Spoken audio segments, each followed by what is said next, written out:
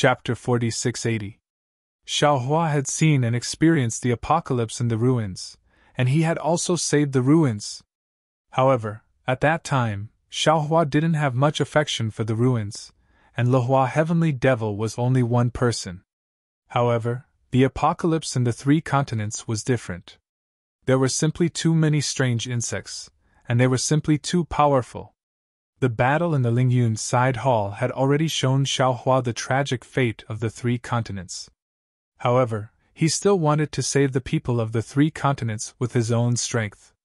Xiaohua was a human Mahayana realm cultivator, and his Tao heart was the strongest in the Taoist sect. However, he had to bear the burden of the billions of people of the 3 continents, and his Tao heart wasn't enough. He knew that in the long run, his Tao heart might turn into a devil, but if he turned into a devil for the sake of the billions of people of the 3 continents, what was there to pity? What was there to pity if his Tao heart was shattered for the sake of the people of the 3 continents? Princess Xixia felt the front of her body heat up. She knew that these were the tears in Xiaohua's eyes. Princess Xixia's nose turned sour for no reason. She put more strength into her arms and hugged Xiaohua's head. She seemed to see the weakness behind a strong man and the dangers behind a grand ascension stage cultivator. After half a cup of tea's worth of time, Princess Xixia whispered, "Xiaohua, take a good rest. Let your heart calm down, let your pace slow down, let me slowly catch up to you. I know I can't do anything for you, and I can't do anything for the people of the 3 continents. However, don't worry, after you rest, go save the 3 continents. I will always wait for you, and when you need to rest, come back to me." "Xian, Xian, Xian, Xian," Xiaohua whispered, and didn't answer. "I'm here," Princess Xixia whispered, and kissed Xiaohua's hair. "I'll always be here with you." After half a day, the waves of the West Sea were already monstrous, and the sky above the West Sea was already covered in rain. Under a ball of faint light, the pair of lovers hugged each other, as if they could last forever. Finally, Xiaohua opened his eyes and whispered, "Xian, Xian, I'm going to save the 3 continents. Let me go first." "And?" Princess Xixia replied in a low voice as she let go of Xiaohua's head. The wind quietly blew, causing Princess Xixia's body to feel a bit cold. A feeling of disappointment and frustration attacked her heart. "Xiaohua!" Princess Xixia was somewhat flustered. She didn't dare to look at Xiaohua. She whispered, "Are you all right?" "Thank you." Xiaohua held Princess Xixia's hand and replied, "With you by my side, how could anything happen to me?" "That's good." Princess Xixia's heart was filled with sweetness, and she also held Xiaohua's hand. After a short while, Princess Xixia said with concern, "Xiaohua, I feel that you're not only mentally exhausted, but also, have you cultivated too quickly, and your Tao heart is somewhat unstable?" Xiaohua smiled slightly and said with a nod, "What you said is right. I'm just too ambitious. I want to do too much. My Tao heart is limited, and that's why it's unstable. However, since I've attained the Buddha fruit of Nanwa Merciful Guanyin Bodhisattva, I'm willing to place all living beings in my Tao heart. For them. I'm willing to break my heart." Boom! High in the sky, an indescribable law was born. It was like a thunderbolt, but also like a storm. When the law fell, the wind and rain within 10,000 miles were wiped away. When the law fell into Xiaohua's body, a kind of fluctuation like boiling water was born in the space around Xiaohua. "Not good!" Xiaohua was startled. He hurriedly used the Fury of Thunder technique and activated the talisman left by Su Ji. Whoosh! A layer of faint silver brilliance was born from the top of Xiaohua's head. It was like flowing water that washed down. When it reached the bottom of Xiaohua's feet, it simultaneously withdrew into Xiaohua's body. The previous phenomenon disappeared in an instant. "This is?" Princess Xixia naturally didn't know what this law meant. She looked at Xiaohua strangely, waiting for Xiaohua's explanation. However, Xiaohua only smiled slightly and didn't answer. He only looked at the gloomy rain nearby and asked, "I'm done resting. Xixia, accompany me to save the 3 continents." Okay. Princess Xixia didn't ask any more questions. She pulled Xiaohua's hand and flew to a place. The rain stopped, the waves stopped, the clouds dispersed, the sky opened, and the stars also came out. They saw a huge round moon hanging in the sky. Xiaohua and Princess Xixia also stopped. Seeing that there were no reefs in the surroundings, and then looking at the huge round moon above their heads, Xiaohua understood that this must be the location of the moon-embracing palace. Xiaohua raised his hand and pointed at the round moon. He said with a smile, "Xixia, when I heard the name Moon-Embracing Palace, did you think of something?" "Oh? What did you think of?" Princess Xixia was startled and asked naturally. She thought that Xiaohua thought of something amazing. However, Xiaohua's answer made Princess Xixia not know whether to laugh or cry. "Doesn't Fairy Xingyu have moon in her name? She and Su Ji are connected by heart. When I heard the name Moon-Embracing Palace that day, I immediately thought of Su Ji hugging Fairy Xingyu. He, ode to the Bronze Sparrow Terrace, you know, chi. Princess Xixia's face blushed. She said with a smile, "You male cultivators think dirty. This moon-embracing palace was built by Fairy Xingyu. Even if she has feelings for Senior Su Ji, she can't be so brazen in her name. Who knows?" Xiaohua pinched his chin and said with a mischievous smile, "Let's go in and see, won't we know?" Seeing Xiaohua's strange smile, how could Princess Xixia not know what Xiaohua was thinking? She pinched Xiaohua's arm and said reproachfully, "How is that possible? A female immortal's palace." Speaking until here, Princess Xixia understood a little. She said with a smile, "Darling Xiao hasn't entered a female cultivator's palace yet? That's why you're so curious." Tch. Xiaohua's face was full of disdain. He said, "I'm already a Mahayana cultivator. What haven't I seen?" He. Princess Xixia didn't expose Xiaohua and only smiled slightly. Xiaohua flipped his hand and took out one of Fairy Xingyue's tokens. He glanced at it and activated his dermic powers, wanting to activate the restriction. Unfortunately, when his dermic powers entered the token, it was like a clay ox entering the sea. There was no reaction. Damn it, is there a special magic art? Or does it need immortal qi? Xiaohua was stunned. He rolled his eyes and thought for a moment. It seemed that Fairy Xingyu left in a hurry that day and didn't leave too many instructions. However, after thinking for a moment, Xiaohua immediately urged the Fury of Thunder. Where the Fury of Thunder fell, the token immediately turned into the shape of a pentagonal star. It flew out from Xiaohua's hand and rushed into the night sky. Boom! High up in the sky, the full moon that seemed to be within reach suddenly shook violently, and a huge shadow fell down like a giant star. Moreover, the closer the shadow was to Xiaohua, the smaller it became. However, the pressure it exerted was not small at all. The space within 1,000 li showed signs of collapsing, and even the surface of the sea had a huge crater at this moment. Boom! The shadow crashed into the pentagonal star as expected. The star shattered, and the outline of a pentagonal star appeared in the void. However, the outline of the pentagonal star was still sealed. Divine sense and the naked eye couldn't penetrate it. Roar! The shadow of the full moon suddenly disappeared. The suppressed waves of the West Sea soared into the sky like a horned dragon, rushing toward the pentagonal void outline. Whoosh! After the waves washed over, a pentagonal void portal appeared from the outline. Inside the portal, a huge full moon also appeared. Let's go! Xiaohua didn't dare to be negligent. He pulled Princess Xixia's hand and floated into the portal. Xiaohua's figure fell into the portal. Without waiting for him to speak, Princess Xixia beside him cried out happily. Xiaohua, are you sure? This is the moon-embracing palace? Inside the portal, it wasn't a simple space. It was a beach by the sea. The fine, soft, and even somewhat white sand was under Xiaohua's feet. When he stepped on it, he left behind a pair of footprints.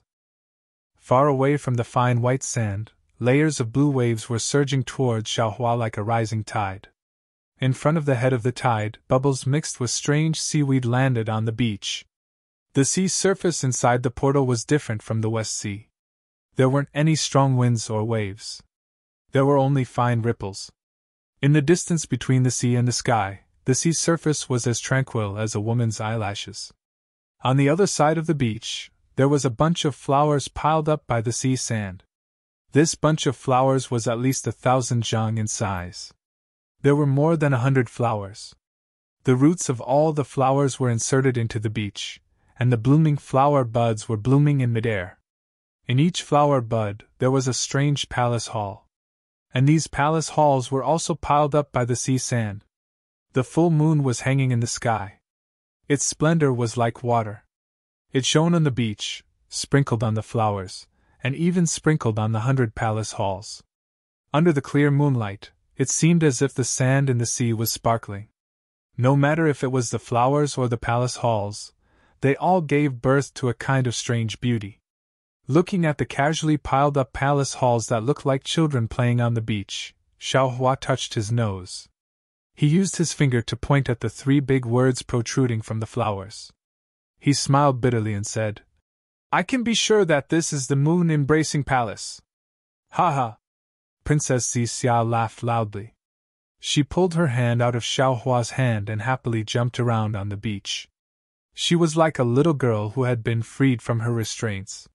She was wantonly indulging in her own laughter on the beach. P.S. Thanks to the 2 new alliance masters yesterday, Mei Xianjun and Lazy Bai Xiaotu, I don't have any more chapters left. I'll make up for it in the future. Thank you for your support. Fellow Taoists who like this book, please go to Qidian to subscribe to support, cast a monthly vote, cast a recommendation vote, bookmark, gift, and thank all forms of support. Chapter 4681. Looking at Princess Xixia's laughter, Xiaohua's heavy heart relaxed for no reason. He smiled and slowly walked behind Princess Xixia. On the beach, among Princess Xixia's messy footprints, there were 2 lines of firm footprints that accompanied her all the way to the front of the bouquet. Princess Xixia listened and looked at the huge bouquet. She smiled and said, "Xiaohua, do you know? When I was young, I often played beside the heavenly river. Occasionally, I would use star sand to build a small house. I even begged Mother to build a palace with sand for me to live in. I remember very clearly that Imperial Mother had promised. However, before Mother could use her divine ability to build it, I had already started the most basic cultivation. After that, I never went to the heavenly river to play again. That little house made of sand was also left in my dreams. Today, after seeing this moon-embracing palace, I finally know that I was not the only one who had such a beautiful dream when I was young. Fairy Xing Yu and even more female cultivators also had such a beautiful dream, haha yes." Xiaohua smiled and said, "I also didn't expect the moon-embracing palace to be like this. Xin, if you like it, I'll give you this moon-embracing palace. Since you control Star-Picking Tower, I'll give you this moon-embracing palace." "No, I don't want this." Princess Xixia smiled and shook her head. "Although I had the same dream as Fairy Xing Yu, this is her dream, not mine. The palace I want, you should be the one to build it for me, right? Moreover, this moon-embracing palace contains Fairy Xing Yu's thoughts. It can be considered her secret. Unlike Star-Picking Tower, other than Fairy Xing Yu, no one is qualified to own this moon-embracing palace. You can't, and I can't. Presumably, this is also the reason why Fairy Xing Yu gave you the secret of the moon-embracing palace in the end. Therefore, I think that after we find something useful in the moon-embracing palace, we should leave this place and seal it off. Don't let anyone come in again." Xiaohua clapped his hands and said with a smile, "Xin, you're right. This is Fairy Xing Yu's palace. After she left, she didn't plan to let anyone else in. It's good that you and I can come here. After we leave, we'll seal it off and don't let anyone disturb the peace here. If you like it, I'll build a sand palace for you in the Kunlun Wonderland." "Great, great!" Princess Xixia clapped with a smile. She took Xiaohua's hand and flew into the moon-embracing palace. Similar to what Xiaohua thought, the first palace they entered was empty. The Moon Palace was empty. Fairy Xingyu believed in Suji's divination skills very much. She had the idea of never returning after entering the Moon Palace. Therefore, when she left, she made sufficient preparations and took away everything that could be used. She did not leave anything special behind. Fairy Xingyu didn't say anything about the Dawn Rain continent. Xiaohua didn't know whether it was the jade eyes or something else. Therefore, although he saw that the palace was empty, he didn't dare to neglect it. Every time he passed by a palace, he used his naked eyes, divine thoughts and dharma eyes to check it out. Princess Zixia also activated her golden eyes to help Xiaohua. After looking at more than a dozen palaces in a row, they didn't find anything. Princess Zixia couldn't help but frown and say, "Xiaohua, it seems that Fairy Xingyu took everything she could. Where are the clues she left behind?" Xiaohua was also a little anxious. After all, what he was looking for was the secret of the immortal realm. Even Fairy Xingyu didn't dare to say it out loud. Who knew where she would leave the clues? During this time, Xiaohua was also guessing in his heart. Since it was so secretive, why would Fairy Xingyu leave clues in the moon-embracing palace? He thought of a lot of possibilities. At first, he thought that Fairy Xingyu might have left the clues for him. However, at that time, Fairy Xingyu didn't know that he came from the Dawn Rain continent, and didn't know him. It was impossible for her to leave such a clue for him in advance. Later, Xiaohua felt that Fairy Xingyu was deliberately showing off and wanted to leave some secrets in the moon-embracing palace. However, he laughed at himself first. Fairy Xingyu was not an ordinary female immortal, nor was she a young girl who was ignorant of the world. How could she show off? How could she leave something that could be used against Fairy Xingyu in the 3 continents? Xiaohua couldn't figure it out no matter how much he thought about it, which made Xiaohua have no idea where the clues were. He could only search inch by inch. Since the moon-embracing palace was the work of an immortal, there were many strange restrictions in many places. Xiaohua's divine thoughts couldn't reach far, and his delusion-breaker Dharma eyes could only see a space of about 100 feet. This slowed down Xiaohua's search speed. Hearing Princess Xia's question, Xiaohua closed his delusion-breaker Dharma eyes and rested for a moment. He answered, "Yes, when Fairy Xingyu left that day, she didn't think of coming back. Of course, she took as much as she could." "Eh? What's this?" As the two of them talked, they came to another hall. Xiaohua's gaze swept around and immediately fell on a table. There was a green jade paperweight that was more than an inch long on the table. Xiaohua asked in surprise. He raised his hand and took the paperweight in his hand. The paperweight was very heavy in his hand. Obviously, it was not an ordinary item. Xiaohua hurriedly used his divine thoughts and Dharma eyes to examine it. Unfortunately, a moment later, he was disappointed again. He handed the paperweight to Princess Zixia and whispered, "Zixia, help me take a look." Princess Zixia took it and looked at it for a moment. She smiled bitterly and said, "I can't see anything. It seems to be a paperweight." "Fine," Xiaohua said helplessly and looked away. At this time, there were more things left in this hall. In addition to the paperweight, there were also jade cups, jade plates, and other things. After looking through all the things here, Xiaohua entered another hall with disappointment. As they went deeper, more things were left behind in the hall. The two of them slowed down again. After a few days, Xiaohua and Princess Zixia finally arrived in front of a sealed hall. Looking at the thick fog in front of the hall door, Xiaohua's heart thumped wildly. Xiaohua and Princess Zixia looked at each other. Xiaohua took out the token again. This time, Fairy Xingyu's token did not produce any special changes.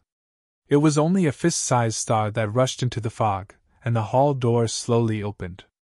Hiss! Xiaohua's divine thoughts swept over and he couldn't help but suck in a breath of cold air. He said in surprise, "This is Xingyu's Hall of Heroes. Haha, Fairy Xingyu put all the heroes of Zhai Xinglu here."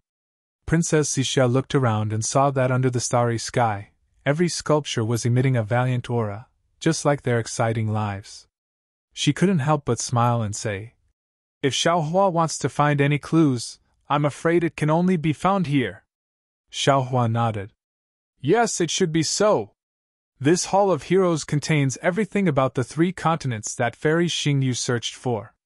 What she wants to tell me must be hidden behind these sculptures." Princess Xixia wanted to explore separately with Xiaohua to improve the efficiency of the search, but she knew that even after she searched, if Xiaohua couldn't find it, he would definitely search again. She didn't discuss any strategy with Xiaohua. Her figure flashed, and she rushed into the Hall of Heroes with Xiaohua. They landed in a paradise, and she casually summoned a hero's book and slowly looked through it. Seeing that Princess Xixia was so considerate, Xiaohua couldn't help but sigh with emotion. He thought to himself, compared to flowers, compared to jade, this Xiaohua is lucky to have such a woman by my side. Xiaohua looked through the hero's book in a different way from Princess Xixia. He wasn't in a hurry to pick up the jade eyes. Instead, he released his divine thoughts and roughly looked through the entire Hall of Heroes. The Hall of Heroes here was more than 100 times larger than the Hall of Heroes in the Thousand Demons Sacred Realms Star-Picking Tower. The number of sculptures and jade eyes inside was more than 100 times more. Moreover, there were many strange sculptures and jade eyes outside the borders of the 3 continents and 4 seas. Xiaohua restrained his impulse to directly pick up those jade eyes. He sat down cross-legged, and with his palms facing the sky, he formed a karma seal with his hands. Obscure, profound, and strange karma hand phantoms rushed out of his body and landed in various parts of the Hall of Heroes like the thousand-hand guanyin. As the karma hand covered the area, countless streams of light appeared in the countless jade eyes. These streams of light flew into the air and formed a faintly discernible river of karma. As the river flowed, Princess Xixia's inspection of the jade eyes gradually slowed down until it finally stopped. The river of karma didn't have a source, and there was no end to where the river of karma went. However, as the river of karma flowed through the space where Xiaohua was, everything in it was clear and orderly. After an unknown period of time, the river of karma suddenly trembled and collapsed into fragments that fell into different jade eyes. At the same time, Princess Xixia's still figure moved slightly, and everything returned to normal. She continued to inspect as if nothing had happened. When she looked at Xiaohua again, his eyelashes fluttered above his tightly shut eyes. His eyes slowly opened, and they were filled with disappointment and confusion. "That's strange." Xiaohua looked at the sculpture to his left, inwardly puzzled. This shall use the hand of karma, bringing all of the Heroes' Pavilion's Book of Heroes into the river of karma. Although it can't be said that everything is covered, the karma within is clear. But in this karma, why don't I see the information about the realm that Fairy Xingyu mentioned? Could it be that the information about the Dawn Rain continent isn't in the Hall of Heroes? Xiaohua muttered in his heart. His figure moved again. He raised his hand, and a dozen jade eyes on his left fell into his hand. Then, he placed them on his forehead one by one to inspect them. Of course, Xiaohua's inspection this time was much more detailed. There were many details in the jade eyes, and he didn't miss a single word. However, he still didn't find anything. P.S. Thank you to the 3 new alliance leaders, Mei Xianjun, Half-Sentence Scholar, and Lazy by Xiaotu. You guys gave me a lot of encouragement, and I'll make up for it in the future. Thank you for your support. Fellow Taoists who like this book, please go to Qidian to subscribe to support it, vote for it, give it a recommendation vote, collect it, and reward it. Thank you for all forms of support. Chapter 4682. However, several months later, when Xiaohua put down the last jade eye, he looked at Princess Xixia, whose eyes were still flashing with a faint golden light. Xiaohua opened his mouth and said, "Xixia, oh Xiaohua! What did you find?" Princess Xixia asked hurriedly. Xiaohua didn't answer but asked, "How many times have you done it?" "This." Princess Xixia was slightly stunned, and then said, "The 3rd time. Did you find anything?" "Not yet." Princess Xixia forced a smile and said, "But it doesn't matter, I'll look again." Maybe I didn't look carefully the first 2 times and missed some places. Put it down first. Xiaohua sighed and said, I think the information that Fairy Xingyu wants to say might not be in this Hall of Heroes. Oh? Why? Princess Xixia didn't put down the jade eye, she just closed her golden eye and rested for a while. She asked curiously. The Hall of Heroes is where all the information about the 3 continents is recorded. According to common sense, the information about the 3 continents must be here. But the problem is that this information is very secretive and important. Even someone as strong as Fairy Xingyu doesn't dare to say it to me face to face. In that case, she can't brazenly put it in the Hall of Heroes. Not necessarily. What is true is false, and what is false is true. Maybe there is some information hidden in a word or sentence. Princess Xixia objected. At first I thought so too, so I didn't dare to use any divine ability. I only used the clear eyes technique and divine thought to look at the jade eye in the Hall of Heroes twice. I am sure that I didn't miss a single word. But I didn't find anything at all. Princess Xixia nodded and said, Then what do you mean? Put down the Book of Heroes in the Hall of Heroes first. Xiaohua bit his lips and said, Let's go look at the other places in the moon-embracing palace. Okay.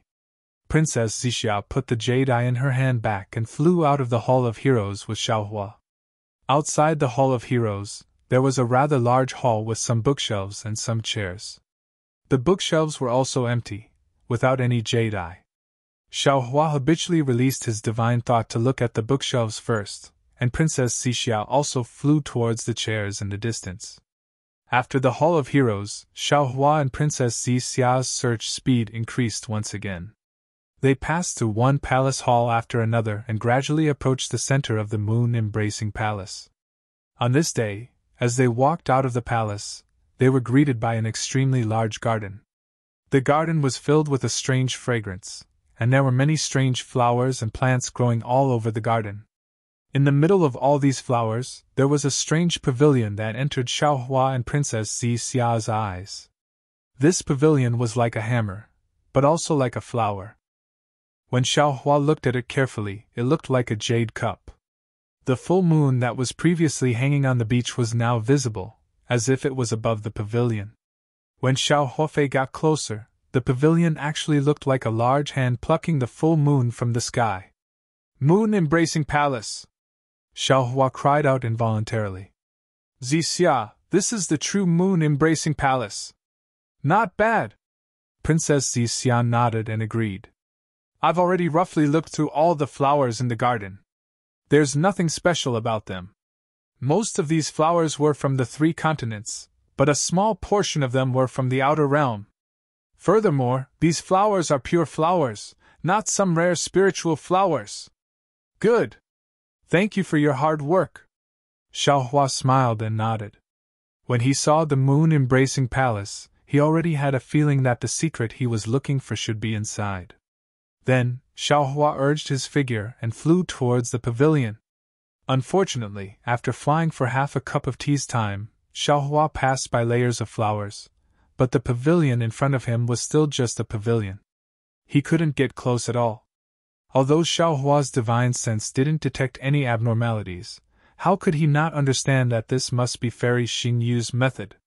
Xiaohua stopped and took out Goddess Xingyu as token. Under the activation of the Fury of Thunder, another star flew out. However, to Xiaohua's surprise, the star fell into the void. Waves of ripples appeared out of thin air, washing the space where the pavilion was. Xiaohua tried a few more times, but he still couldn't get close to it. Damn it! Xiaohua's eyes turned rapidly, and he turned to Princess Xixia and said, Wait here for a moment, watch my method! Okay. Princess Xixia nodded and stopped. Rumble! Xiaohua urged the thunder escape, and lightning flashed around his body. His figure rushed into the void like lightning. When the thunder escape reached its limit, the pavilion in the distance began to shake. Layers of phantoms were born under the moonlight, and they crashed into Xiaohua's phantoms like water. Moreover, every time there was a collision, a strange ripple would be set off in the space. Open! When Xiaohua felt that the space was as hard as a cliff, he roared again and urged the thunder technique again. An abnormally twisted big hand crazily grabbed at the ripples and the moonlight phantoms in front of him. Where the big hand of thunder landed, a deafening sound was heard. Boom! It was as if the Milky Way had suddenly burst, and the ripples were shattered. Countless beams of light from the stars and the moon turned into waves and fell out of the sky, rushing to the top of Xiaohua's head and turning into a fist-sized lock. The lock rotated rapidly, and a destructive force was born from the lock. Xiaohua had no choice. He only had the token given to him by Fairy Xingyu in his hand, and he didn't even think about it before throwing it into the lock. Gotcha! As the token fell, the lock opened and turned into two colorful phoenixes that flew up. At the same time, the wings of the phoenixes immediately gave off a myriad of multicolored lights. The abnormality caused by Xiaohua's escape was immediately smoothed out, and Xiaohua's figure also stopped. Woo-woo! Wherever the light passed, the entire garden would be swept up by a hurricane. One after another, delicate flowers would be swept up by the hurricane and fall into the wings of the colorful phoenixes. Only after the flowers were destroyed did the colorful phoenixes let out a clear cry and rush back into the pavilions. Clang! With a soft sound, the two small doors of the pavilion opened. An ray of moonlight came out from the small doors and fell at Xiaohua's feet. Let's go! Xiaohua turned his head and waved at Princess Xixia. Then, he urged his figure to fly toward the pavilion. However, he only flew for a moment before he found something strange.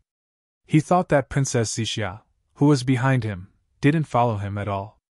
Moreover, when Xiaohua took a closer look, he found that Princess Xixia was simply standing there, looking at him with concern. Her eyes didn't even move. Xiaohua pondered for a moment. He knew that this was Fairy Xingyu's confinement. Most likely, only people with the token could enter this pavilion. Therefore, he didn't force his way through the confinement, and urged his figure to enter the pavilion. The pavilion wasn't as big as it looked from the outside, and the layout inside was also simple. Other than a jade bed that was dozens of feet in size placed in the center like a bed, there was a jade table, and two jade chairs placed casually beside the jade table. There was nothing else. However, on the other side of the jade bed, there was a door that was the size of a person. The sound of waves came from there. Xiaohua didn't dare to be careless. He opened his delusion breaker eye and looked at the jade table, and the jade chairs. He even looked at the space below the jade again and again, for fear that he would miss an entrance like the one in the Legacy Realm. After looking around, Xiaohua didn't find anything strange. He looked at the other spaces in the pavilion, and finally, his gaze fell on the door. There was a strange restriction on the door.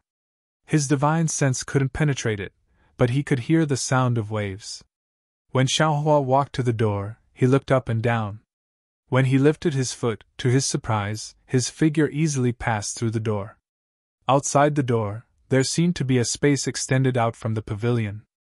As soon as Xiaohua came out of the space, he could see fine white sand, as well as the boundless sea. However, before Xiaohua could stand still, his body shook violently, and a bone-chilling feeling immediately emerged from the bottom of his heart. Ha ha! A string of bell-like sounds came from the beach in the distance. Wasn't that Princess Xixia's laughter? Xiaohua stood there in a daze as he stared into the distance.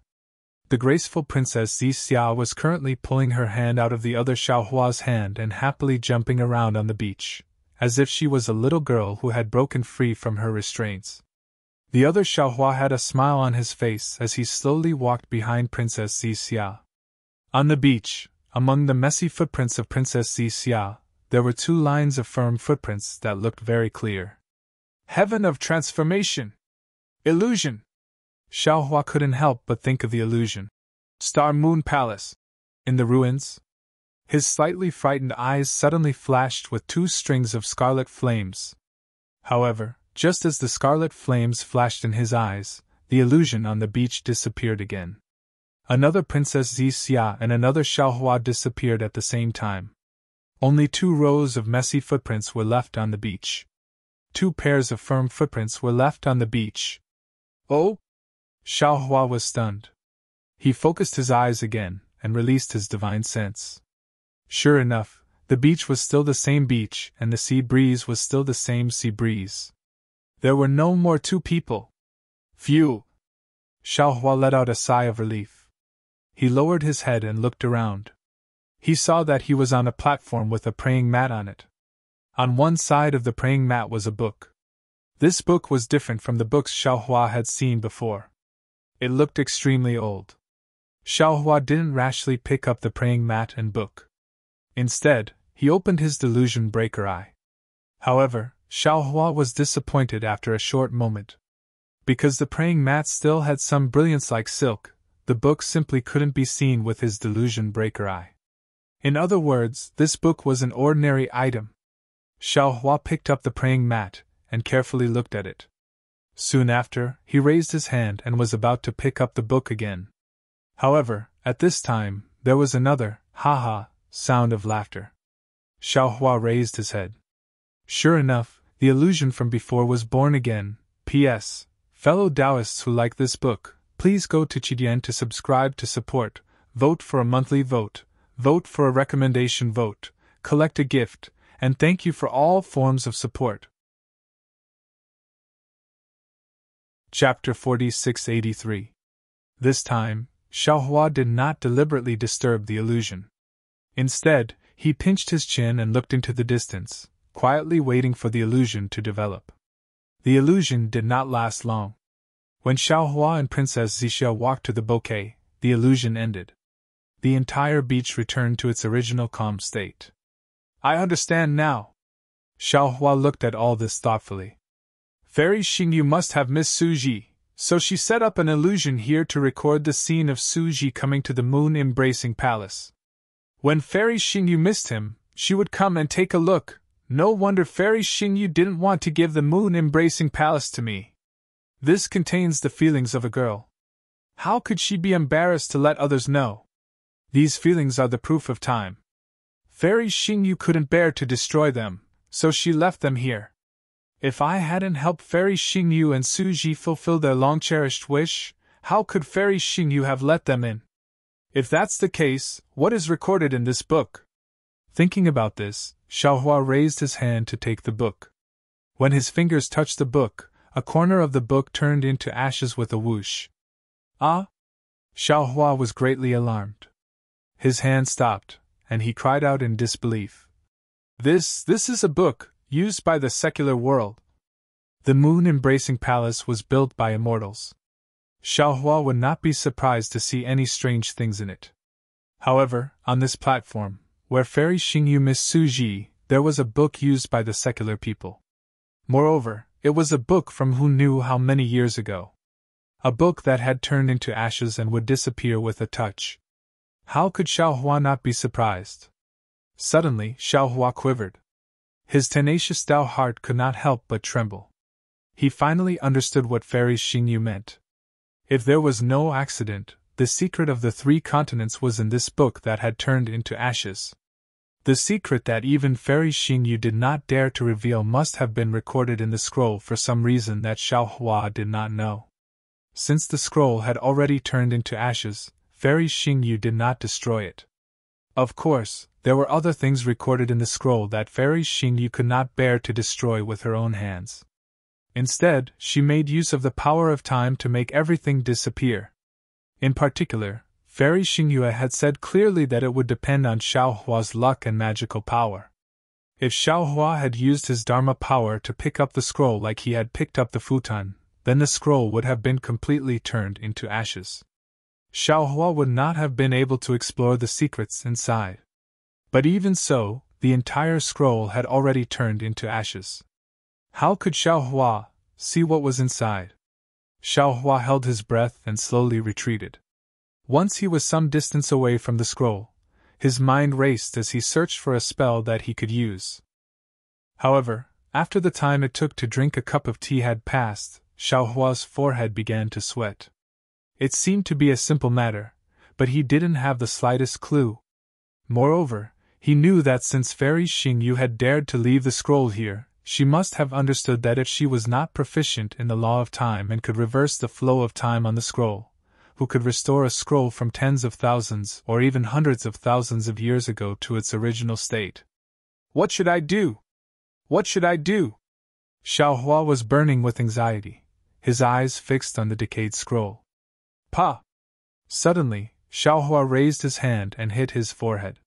He cried out inwardly, "Damn it, why am I so stupid? I can't do anything to this scroll if I leave it here. If I get it to Xinhua continent, I'll do whatever I want." Whoosh! Just as Xiaohua was getting excited, his action brought about a gust of wind. Some debris fell from the scroll again. Damn it! Xiaohua cursed and hurriedly released his mind. He carefully rolled up the pile of decayed fragments and sent them into the space. Then, Xiaohua's mind also entered the space. Xiaohua turned into Jade Archive Xiaohua and sat cross-legged in the space. At this time, the scroll was not in Xinhua continent, nor was it in the spiritual realm. It was not in any of the other spaces that had yet to take shape. Jade Archive Xiaohua raised his hand and pointed. His index finger was about to produce a dazzling light, but he stopped in an instant. He pinched his chin and whispered, "In this space, I'm close to a god, but it's still impossible for me to reverse the flow of time." Moreover, what Xiaohua wanted to know was what was recorded in the scroll. He did not necessarily have to restore it.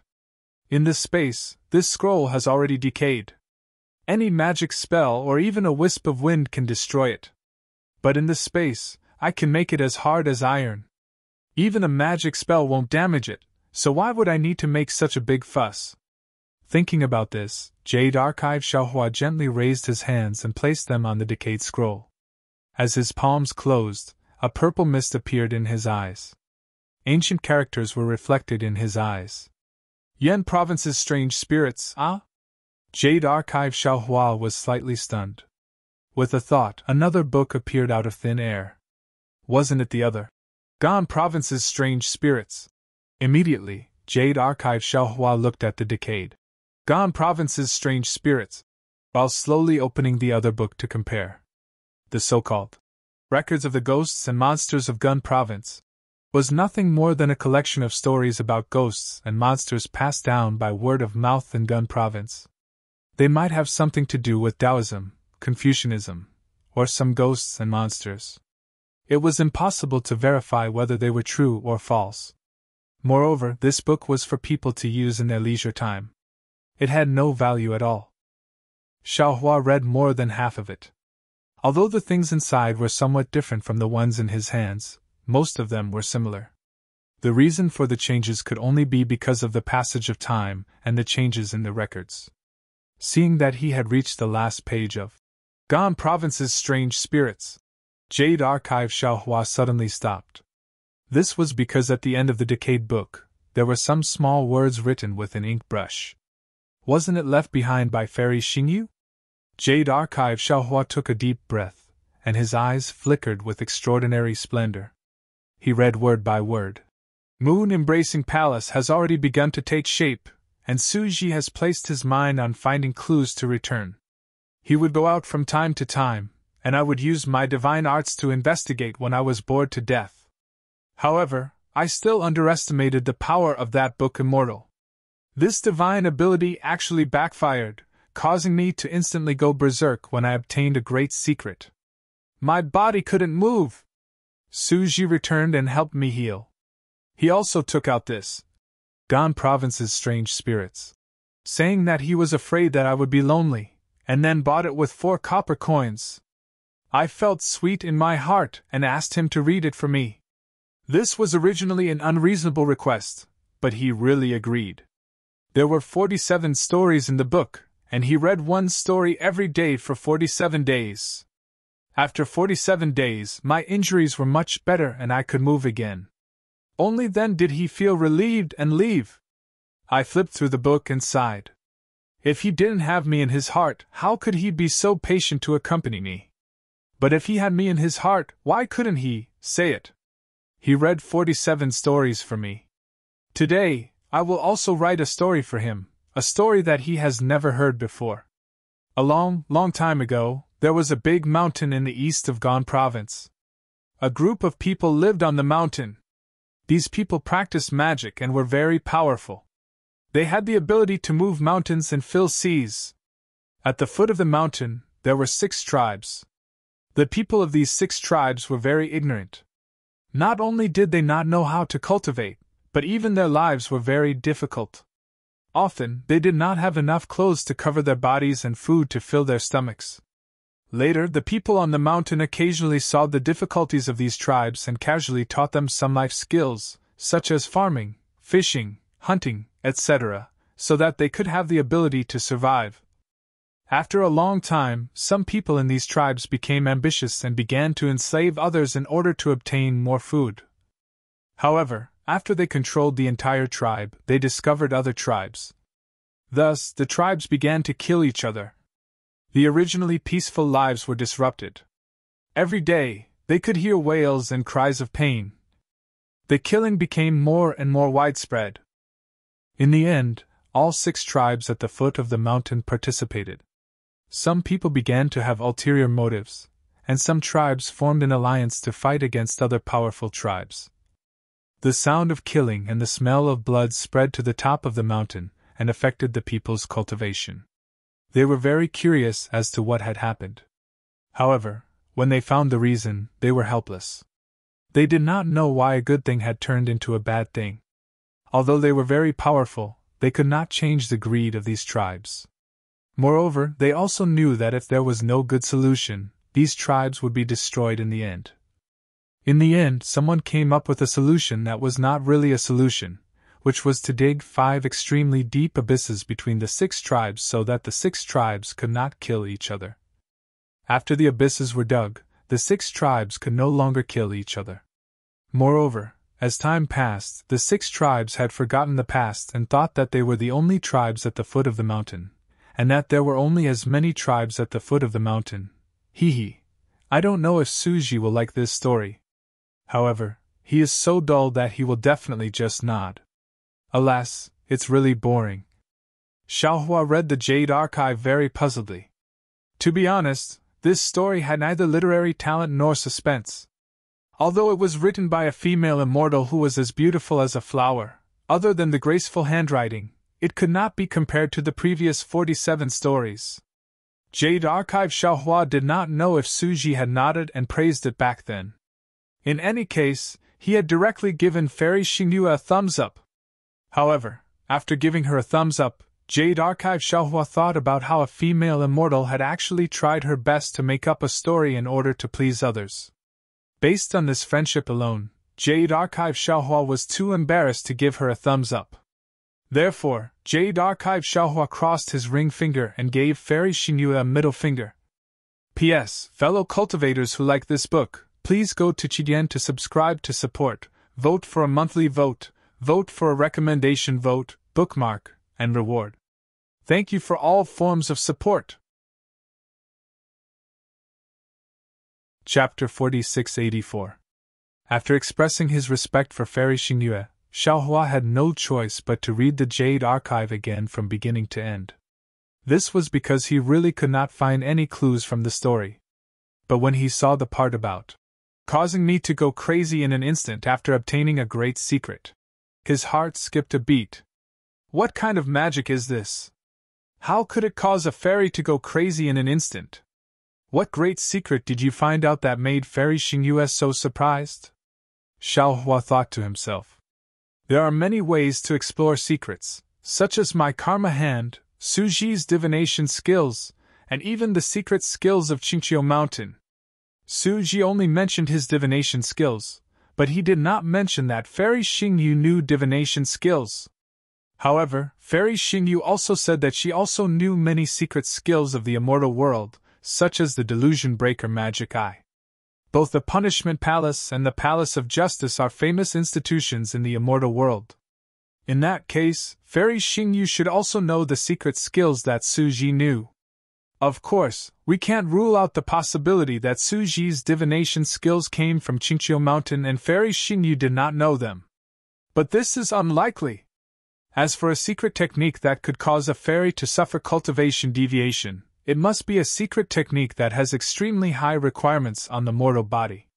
My guess is that it should be an immortal technique similar to divination. Only such a celestial skill can let Fairy Xingyu know a great secret. As for what secret it is it related to the 3 continents? Xiaohua held back his doubts and continued reading. When he saw the words 6 tribes, Xiaohua's heart stirred as he instantly understood something. Tao sect, Confucian cultivators, Buddhist sect, Fei race, Dragon race. I understand now. Fairy Xingyu is using the 6 tribes to refer to the various cultivation sects of the 3 continents. In other words, Fairy Xingyu must have known what realm the 3 continents were and thought of the unspeakable secret that even Su Ji did not know. However, Fairy Xingyu was a female cultivator. There were no secrets from a female cultivator. She really wanted to tell Su Ji this secret, but she knew the serious consequences of revealing it. Therefore, she couldn't help but write this story at the end of the scroll, which had been altered beyond recognition by her. Firstly, she had told the story to Su Ji. Secondly, she had revealed this secret to Su Ji in a different way. From the bottom of her heart, she felt much more at ease. Maybe Fairy Xingyu also felt that she couldn't live and used this method to tell Su Ji about her situation. Also, at that time, Fairy Xingyu must have been seriously injured and lost her mind. That was why she wrote the story. Later, after she recovered, she regretted it. That was why she did not use her magical power to preserve the scroll. She allowed the scroll to decay with the passage of time, concealing this secret in time. Presumably, even if she told me that this secret was in the moon-embracing palace, she would not believe that I would be so lucky to find this scroll and read this story from it, right? If so, a mountain, a group of people with magical powers, 6 tribes, and 5 abysses all have other meanings. No, how can it be 5 abysses? It should be 6 abysses. Only the 6 paths of abyss can separate the 6 tribes. No matter how the 5 paths of abyss are separated, there must be 2 tribes together. Jade Archive Xiaohua secretly speculated. Could it be that this abyss has some other meaning? Let's not talk about the meaning of this abyss first. Let's just think of it as a prison. The 6 tribes are Taoist, Confucian, Buddhist, Demon, Dragon, and… What if soul cultivators are included? Wouldn't there be 6 of them? However, if that's the case, Fairy Xingyu's writing is too obvious, isn't it? Well, these 6 tribes may not specifically refer to soul cultivators. Fairy Xingyu may not know that there are soul cultivators in the 3 continents. What about a group of people with magical powers? If we compare them to the 3 continents, this group of people can only be immortals. What about the mountain? We can only think of it as the immortal world. A tribe corresponds to one side of the mountain, which is to say, a sect corresponds to one's own immortal world. If we use these metaphors to replace the things in the story, erase the things that Fairy Xingyu hates, and think deeper, then this should be the real thing. Jade Archive Xiaohua thought about his own experience and the metaphors in the story. He had almost seen through the great secret that Fairy Xingyu had hidden in her heart. He thought to himself, in ancient times, Taoist, Confucian, Buddhist, and Demon must have been together. The Dawn-Rain continent and the 3 continents were also connected. They should be called the 4 continents. No, they shouldn't be called the 4 continents. The ancient records of Buddhists clearly state that there are 4 continents in the world. These 4 continents should be the 4 continents. However, Taoists developed too quickly and our strength surpassed the other 3 sections. We fought with each other for some benefits. The impact of this battle must have been too bad and attracted the attention of the immortal world. Therefore, immortals from the immortal world, the heavenly court, the Buddhist kingdom, and the demon realm came to the 4 continents and set up 3 innate divine restrictions in the West Ocean, separating the Dawn-Rain continent from the 3 continents. Well, this immortal must not be an ordinary immortal. Otherwise, with Fairy Xingyu's ability, why would she not dare to say it? This immortal might be a celestial supremacy. Only a celestial supremacy could set up such a terrifying immortal formation. Thinking that the Great Meru Buddhist formation, the 5 elements destruction formation, and the clear song of time demon formation might have been set up by a celestial supremacy, Jade Archive could not help but feel bitter. No wonder Fairy Xingyu had said clearly that Xiaohua could not return to the Dawn Rain continent. It was because the three continents and the Dawn Rain continent were not two different worlds. Instead, there were three artificial immortal formations. Since it was man-made, it was not natural. It was rare to miss something, so Fairy Xingyu concluded that Xiaohua could not return to the Dawn Rain continent through these three immortal formations. Now that he knew the secret of the four continents, Jade Archive Xiaohua naturally thought of a way to break this immortal formation. Unfortunately, no matter how many times he read Fairy Xingyu's story, he could not find any clues from it. Not to mention whether Fairy Xingyu knew how to break the immortal formation. Even if she knew, she would never reveal the method in this story. However, Jade Archive Xiaohua still did not give up. He read the scroll again, from beginning to end, more than a dozen times. Then, he raised his hand and let go of the decaying scroll. After thinking for a while, he made a decision. After taking the scroll out of the space, he shook it slightly. Whoosh! The entire scroll turned into flying ash and scattered around the futon. Since Xiaohua had obtained the secret that Fairy Xingyu wanted to tell him, this scroll had no value in existing. Instead of leaving it here and letting it be used against Fairy Xingyu, it would be better to make it disappear so that Fairy Xingyu could rest assured. Then Xiaohua looked around, clapped his hands, and said in a low voice, "Senior Xingyu, this can be considered as destroying the evidence. I have not let you down. Unfortunately, you said too little. If you could tell me how to break the immortal formation, it would be perfect." After saying that, Xiaohua did not stay any longer. He turned around and returned to the pavilion. When he walked out of the pavilion, he was surprised to find himself on the other side of the garden. Princess Xixia did not follow him. There were many palaces on the other side of the garden. Xiaohua did not dare to miss them. He continued to search through them one by one. These palaces were somewhat different from the previous ones. There were many things left behind. Xiaohua roughly looked at them and kept them in the space. However, when Xiaohua walked out of a palace door, he was once again faced with the beach. Xiaohua didn't find anything of value. "Xiaohua." Princess Xixia's voice came from not far away. Xiaohua did not dare to answer. When Princess Xixia came closer, he asked tentatively, "Xixia, why are you on the beach? I can't enter that pavilion." "You also disappeared." "Naturally, I could only wait in the garden." Princess Xixia replied naturally. "But after waiting for a long time, you did not come out. I did not want to waste time, so I went back to search again." Saying that, she handed over a universe bracelet and said, "This is what I found. See if it is useful." And Xiaohua took it and used his divine sense to check it. He smiled and nodded. "Whether it is useful or not, I am relieved that you are the real one." "Ah? I am naturally the real one.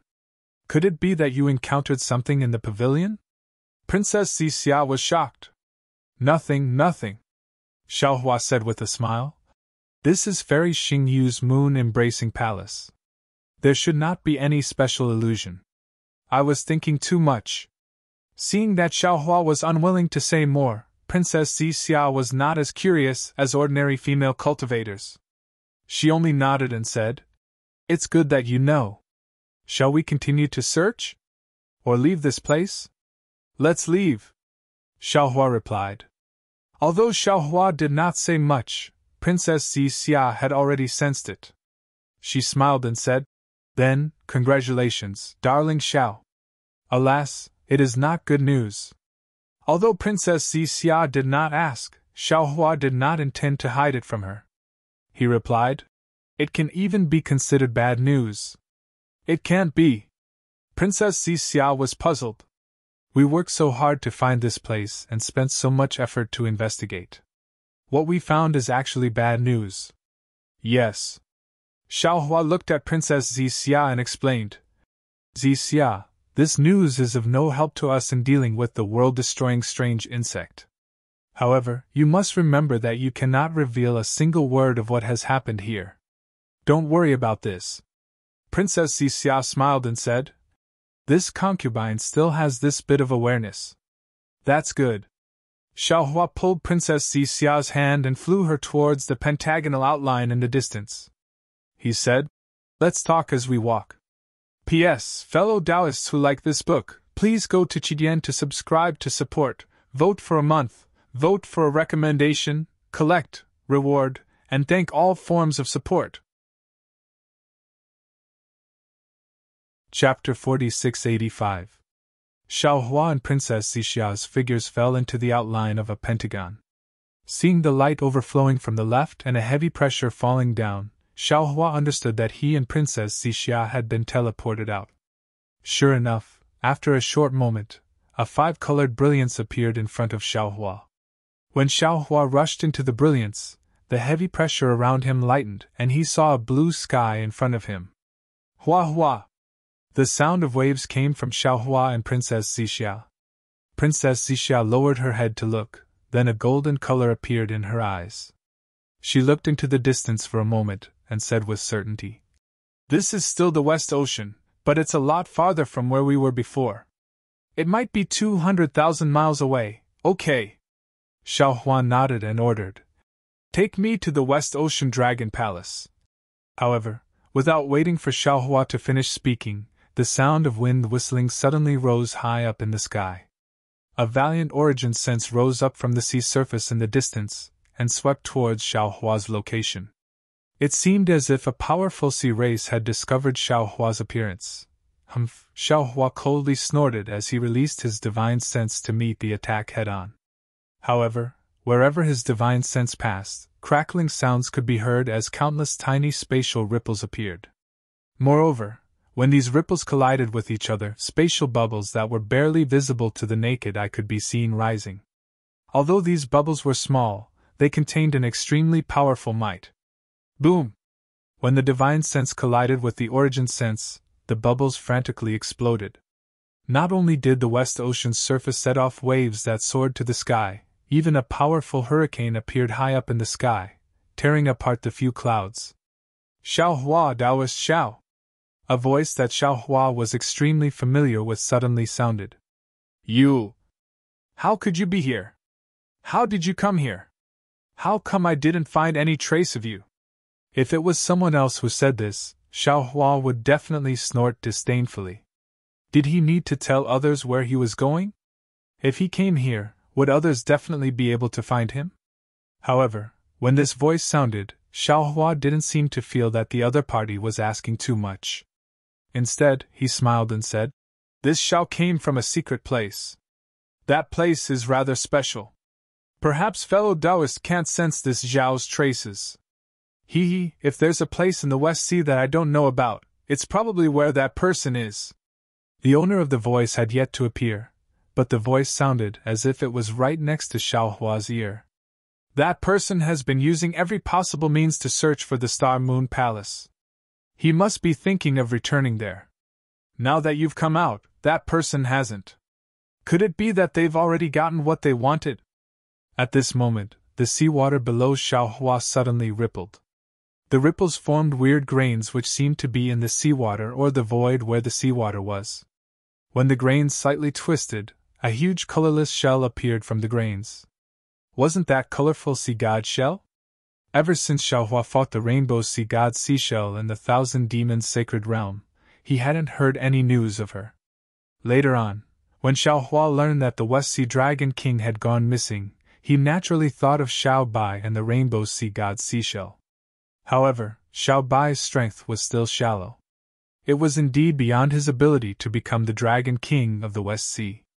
Therefore, Xiaohua was only creating momentum for Xiao Bai and creating all the opportunities for him. He was waiting for the day when Xiao Bai would appear. At the same time, Xiaohua was also full of confidence in the rainbow sea god seashell.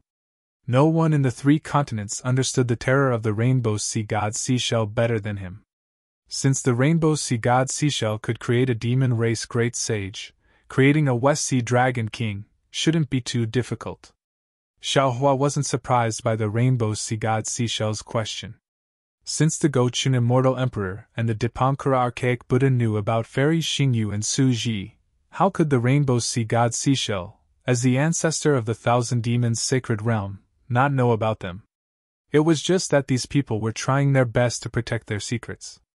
If there wasn't any fundamental conflict of interest, they wouldn't touch the bottom line of others. Therefore, Xiaohua bowed and greeted. Greetings, senior. To be honest, the rainbow sea god seashell's mood was quite complicated. It was impossible for her to not resent Xiaohua. However, her strength was so great that Xiaohua couldn't do anything to her. Especially that day, she had seen a lot of things from the divine punishment, which were unknown to the Gochun Immortal Emperor and the Mahavairakana archaic Buddha. Therefore, when she suddenly saw Xiaohua in the West Sea, the rainbow sea god seashell greeted him with a hint of respect and reverence. Seeing Xiaohua bowing and greeting him as a junior, the rainbow sea god seashell didn't dare to neglect him. She hurriedly transformed into her human form, raised her grayish-white arm, and said, Taoist Xiao, you don't have to be so polite. You're already a supreme cultivator of the 3 continents. If we meet as a junior, Haha, Xiao Bai is my brother, and Senior is the ancestor of the Jade Wave tribe. Plus, Senior Bei Ming is the founding ancestor of my Shanghua Ming. No matter from which perspective, I have to call you Senior. Without waiting for the rainbow sea god seashell to finish, Xiaohua interrupted her with a smile and answered in a low voice. Okay. The rainbow sea god seashell nodded helplessly and said, You humans are the most particular. I can't argue with you, so I'll do as you say. Junior Xia greets Senior. After Xiaohua finished talking with the rainbow sea god seashell, Princess Xia also quickly came over to greet him. Xia? The rainbow sea god seashell had been paying attention to the princess for a long time. At first, it was surprised to see Xia coming over to greet him, but then it thought of something and smiled. Taoist Xiao, Immortal Emperor Gochun sacrificed a lot for the Tao Gate. He sent this beautiful 9th princess to your side? Xiaohua smiled. He knew that the rainbow sea god seashell came from the royal family, so she was very proficient in all kinds of schemes. Moreover, the love between him and Princess Xia was very normal. In her eyes, she would definitely see some other colors and meanings. However, he didn't explain and only replied, Senior, I met Xia first. At that time, we didn't know each other's identities. Haha. The rainbow sea god seashell laughed and said, How can there be an unclear fate in this world? However, since the 9th princess of the Immortal Palace is greeting me as a junior, how can I come empty-handed? Saying this, the rainbow sea god seashell waved its hand and took out a small seashell. It handed it to Princess Xia and said, Xiao Zhenren and I didn't know each other until we fought. Moreover, I'm actually his senior in the sect. You'll know the reason later. This is my gift to you. I hope that you'll have a prosperous and beautiful family in the future. Junior thanks Senior for the gift. Princess Xia was very obedient. She carefully received the seashell and glanced at it with her clear eyes. Xia, who was the 9th princess of the Immortal Palace, was also slightly surprised. The rainbow sea god seashell was very satisfied with Princess Xiao's surprise and said, There are several things in the seashell that are useful for female cultivators. You should take them now. It's good for your appearance and lifespan. Yes, Junior thanks Senior. Princess Xia was full of smiles. She turned to look at Xiaohua and winked at him. Xiaohua also responded with a smile.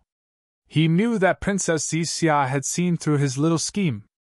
He had met the rainbow sea god seashell as a junior, and as a senior, the rainbow sea god seashell had to give Princess Xia a gift. Moreover, the rainbow sea god seashell couldn't be too stingy in front of the 9th princess of the Immortal Emperor. The things it took out really satisfied Xiaohua. Xiaohua took out the Kunlun mirror and put Princess Xia away in front of the rainbow sea god seashell. Then, he asked the rainbow sea god seashell, Senior, you also know fairies Xingyu and Su Ji? Does fairy Xingyu know me? The rainbow sea god seashell asked. Hee. Xiaohua smiled and said, Senior Xingyu naturally knows you. Senior Su even came to the Thousand Demons' sacred realm to save me. He came? The Rainbow's Sea God Seashell frowned and said in a low voice, His strength is indeed beyond my imagination. After a moment, the Rainbow's Sea God Seashell came back to his senses and asked, What's the result of this trip to the Star Moon Palace? Xiaohua didn't answer and said with a smile, Senior, don't you already know? Why ask again? Alas! Hearing this, a trace of loneliness appeared on the seven-colored sea god shell's face. He sighed and said, Fairy Xingyu has worked hard for so many years and finally got what she wanted. All her hard work was not in vain. What about me? Hearing this, Xiaohua said in a low voice, Senior, could it be that you want to return to the Red Sea Domain? After leaving the Red Sea Domain for so many years, I naturally want to go back and take a look. In front of Xiaohua, the Rainbow's Sea God Seashell was no longer on guard and said with a groan, Of course, I also understand that the Red Sea Domain now is not the Red Sea Domain of the past. Even if I go back, I might get myself killed. It's better not to go back. Senior, have you found the way back to the Red Sea Domain all these years?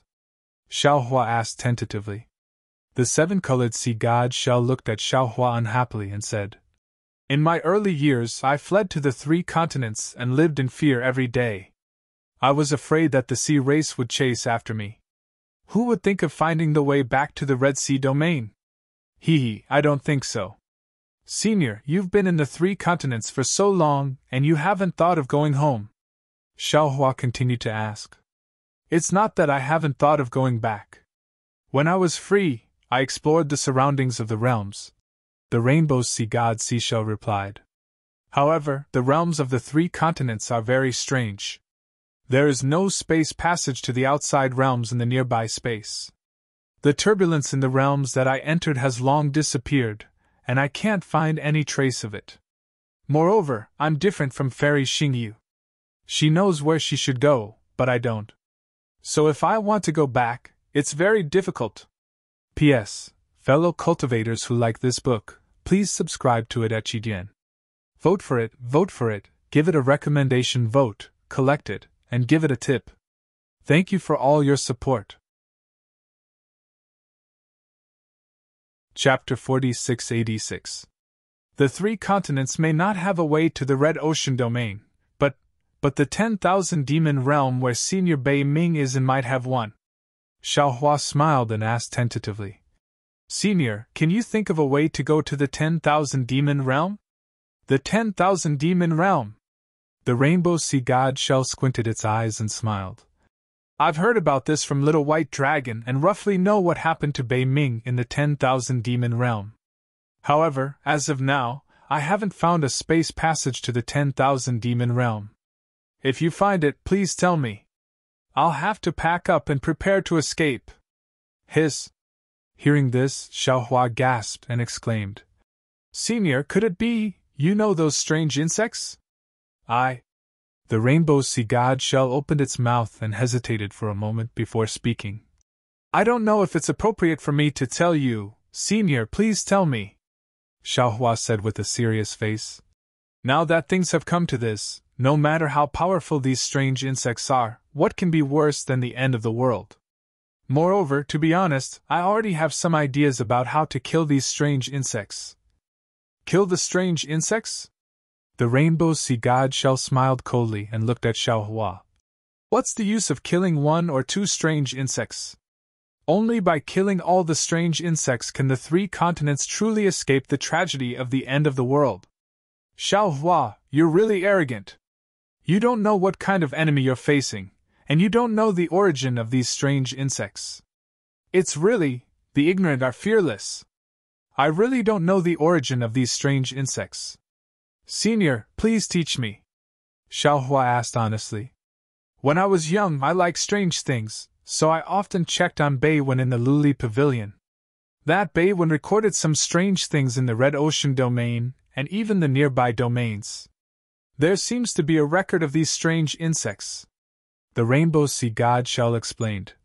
If I'm not wrong, these strange insects should be from the upper realm. They're called mayflies. They're the most humble existence in the upper realm.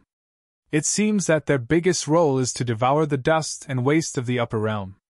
In the lower realm, this thing became an extremely strange insect.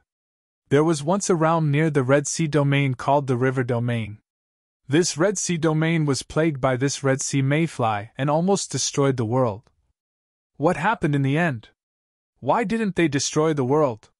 What method did you use to kill Fuyu? Xiaohua couldn't help but ask. I don't know. The rainbow sea god shell shook its head and said, according to the records, the Jiang region has already reached the end of the world.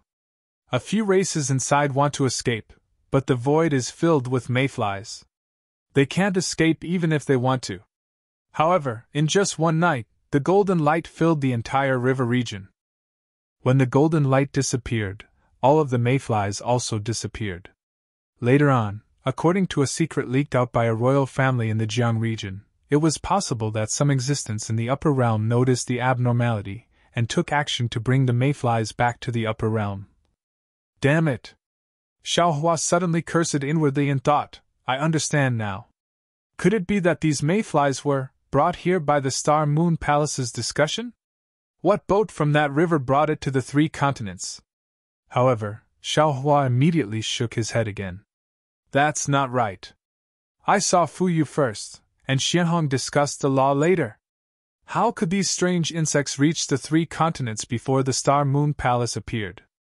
Of course, with this thought, Xiaohua felt as if he was struck by lightning again.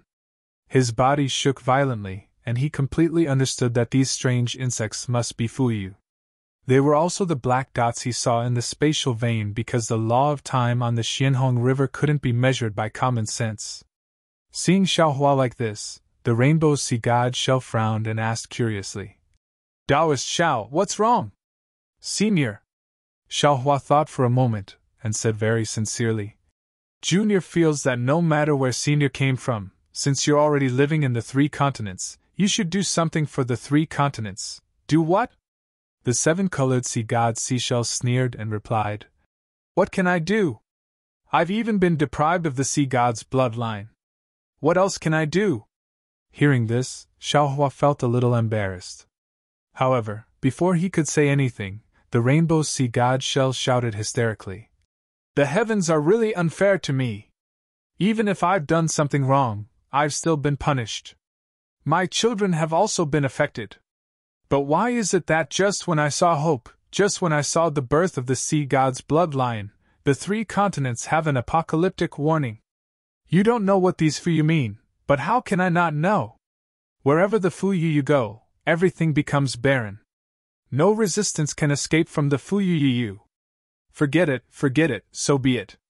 In just 100 years, the 3 continents will become a dead zone. Who cares if it's alive or dead? Even more so, there's no need to care about its bloodline or inheritance. Xiaohua originally wanted to reveal some information to the rainbow sea god shell, but seeing her so pessimistic, like when he entered the moon-embracing palace, he knew now wasn't the time to persuade her. Thus, he looked around and said with a smile, Senior, why did you come to the West Sea instead of enjoying your life in the Thousand Demons' sacred realm? I'm from the Shell clan. Of course I should be in the sea. Why would I go to the Thousand Demons' sacred realm? Junior made a mistake, Xiaohua said with a smile.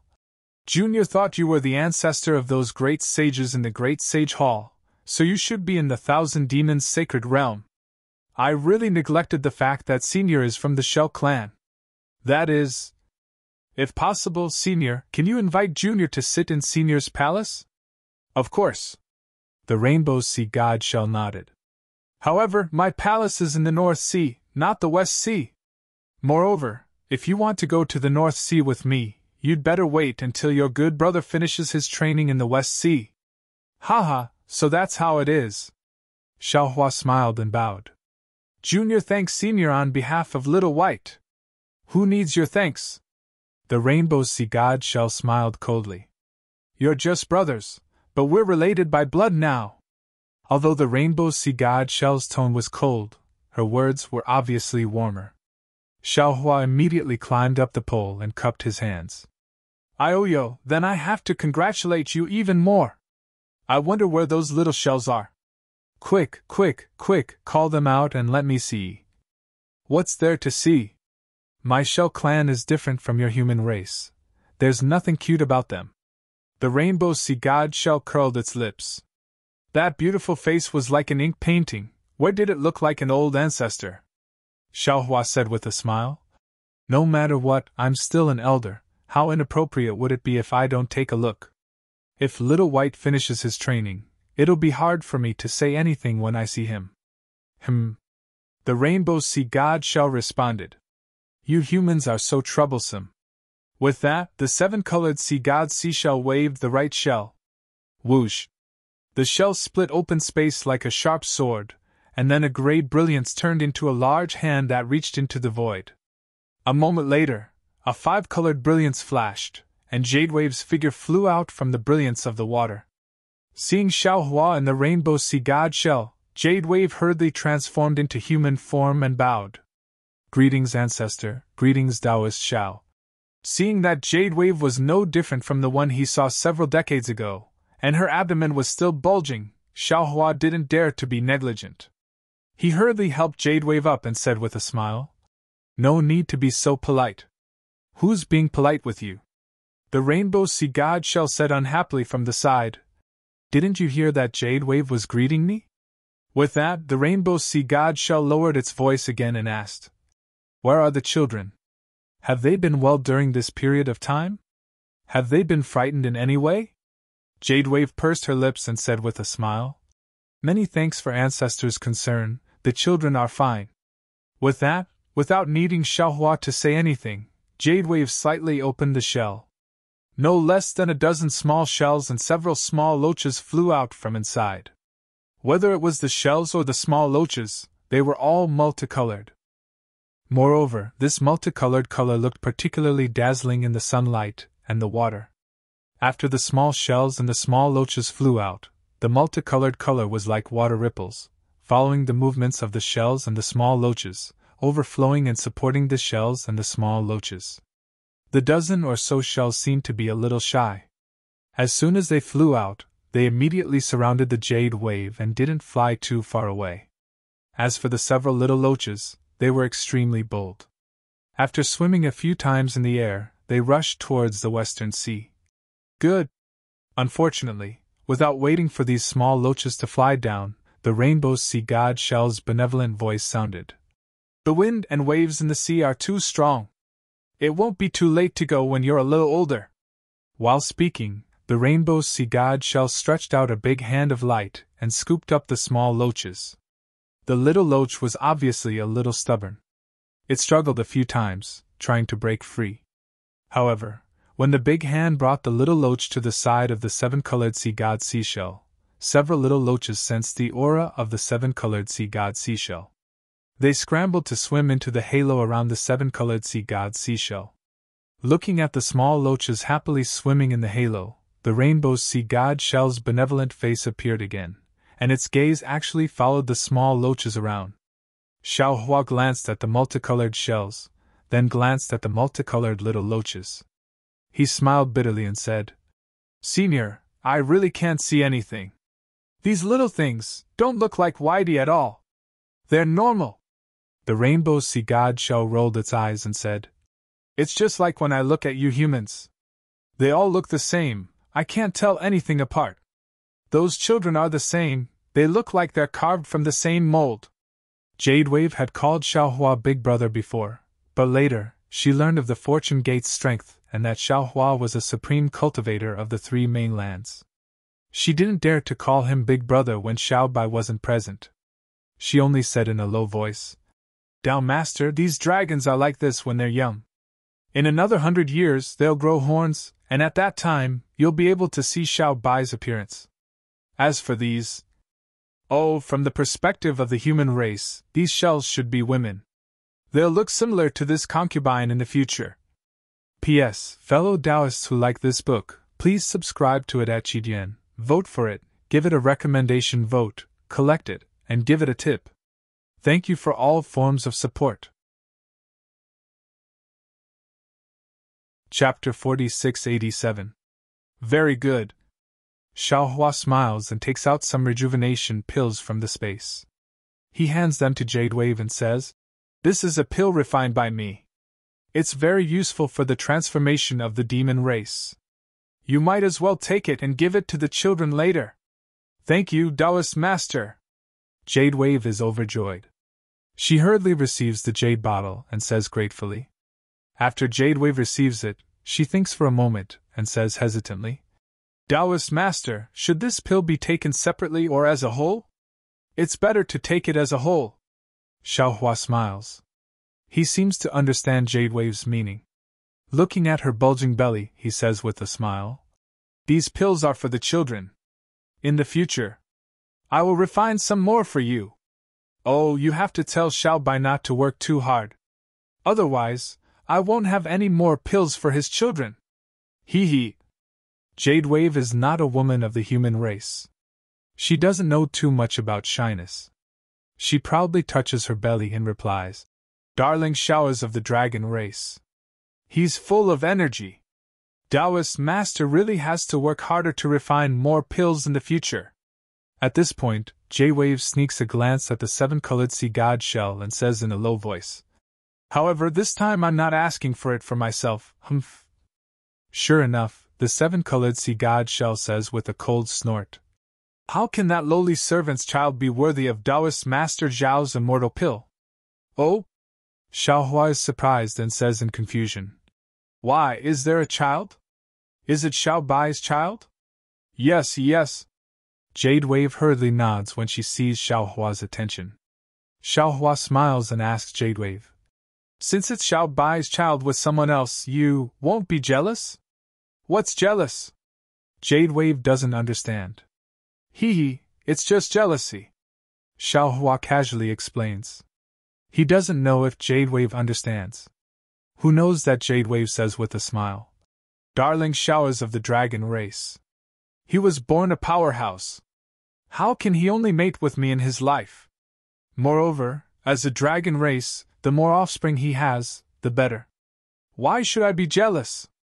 In the future, if he controls the Western Sea Dragon Palace, there will be many dragons, sea race, and shell race that will mate with him. Heavens! Why is Little White's luck so good?" Hearing this, Xiaohua's blood boiled. He almost looked up to the sky and roared, "Damn it, why can't I be a demon? If I were a demon, I would marry 8 or 10 little girls." "Taoist Master." Just when Xiaohua's mind was restless, Jade Wave said in a low voice, "Do you want to see Xiaohua's other children?" "Yes, yes." Xiaohua hurriedly nodded and asked, "Where are they?" "Ancestor." Jade Wave looked at the seven-colored sea god shell and cried out in a pleading tone, "Humph!" The seven-colored sea god shell let out a cold snort, and a gray shadow appeared on the shell once more. The shadow turned into a giant hand that violently stabbed into the void, and then casually pulled. Boom! A pillar of water rushed out from the void. Inside this wave, a conch lady stood up in a daze. "Ancestor." When the conch girl saw the seven-colored seashell, she hurriedly got up and bowed. Then she bowed to Jade Wave and said, "Greetings to Miss." However, when she saw Xiaohua clearly, she was stunned. A layer of mist appeared in her eyes and the expression on her face showed that she wanted to get close to him, but didn't dare to. Xiaohua hurriedly waved his hand and said with a smile, "This old man is Xiaohua, Taoist Master Xiao, not Little White Dragon, ah?" "Taoist Master Xiao?" The conch girl was shocked. She hurriedly transformed into her human form and bowed. "This concubine greets Taoist Master Xiao. This concubine has heard Xiaohua talk about Taoist Master before. You can't even tell your own husband apart, and you still have the nerve." The seven-colored sea god shell sneered coldly. "Where are Xiaohua's children?" Jade Wave hurriedly said, "Taoist Master Xiao wants to see this." The conch girl hesitated. The seven-colored sea god shell said impatiently, "I told you to bring them out, so bring them out, yes." The conch girl's figure trembled, looking very scared. A gray halo appeared on the hard shell around her body. Then, several conches and several large loaches also flew out from the halo. However, these conches and loaches couldn't fly. They relied on the halo of the conch girl to fly in the air. What was special was that whether it was the halo of the conch girl or the conches and loaches, they were all gray. Seeing this, Xiaohua immediately understood why the seven-colored sea god shell hated the conch girl and her children. Xiaohua smiled faintly and took out a few jade bottles from his space. He handed them to the conch girl and said, "These are some pills that this shall refined. They may be useful for the transformation of the demon race. You might as well take them.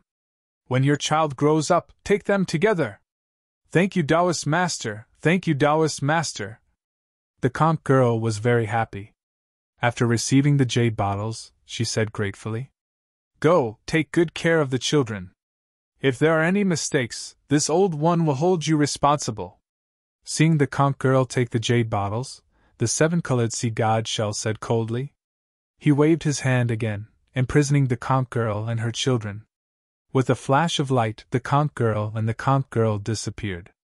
Seeing the seven-colored sea god shell's completely different attitude towards Baibo and the conch girl and her children, Xiaohua wanted to say something, but he still swallowed the words. On one hand, this was other people's family matter. Xiaohua couldn't butt in. On the other hand, they were of the sea race. As a human, he couldn't even listen to the word mating. There was no need to talk about other secrets and habits. Xiaohua didn't want to talk about the children of the main wife and concubines, so he changed the topic and said, "Senior, this junior doesn't understand. Why is it that the dragon race doesn't have many children when they mate within the race, but after mating with other races, they have many children? This old one isn't of the dragon race." "How could I know?" The seven-colored sea god shell's words choked Xiaohua. However, Xiaohua didn't care. He looked at Baibo again and said with a smile, "If nothing unexpected happens, Baibo will give birth to a few more children in a few days.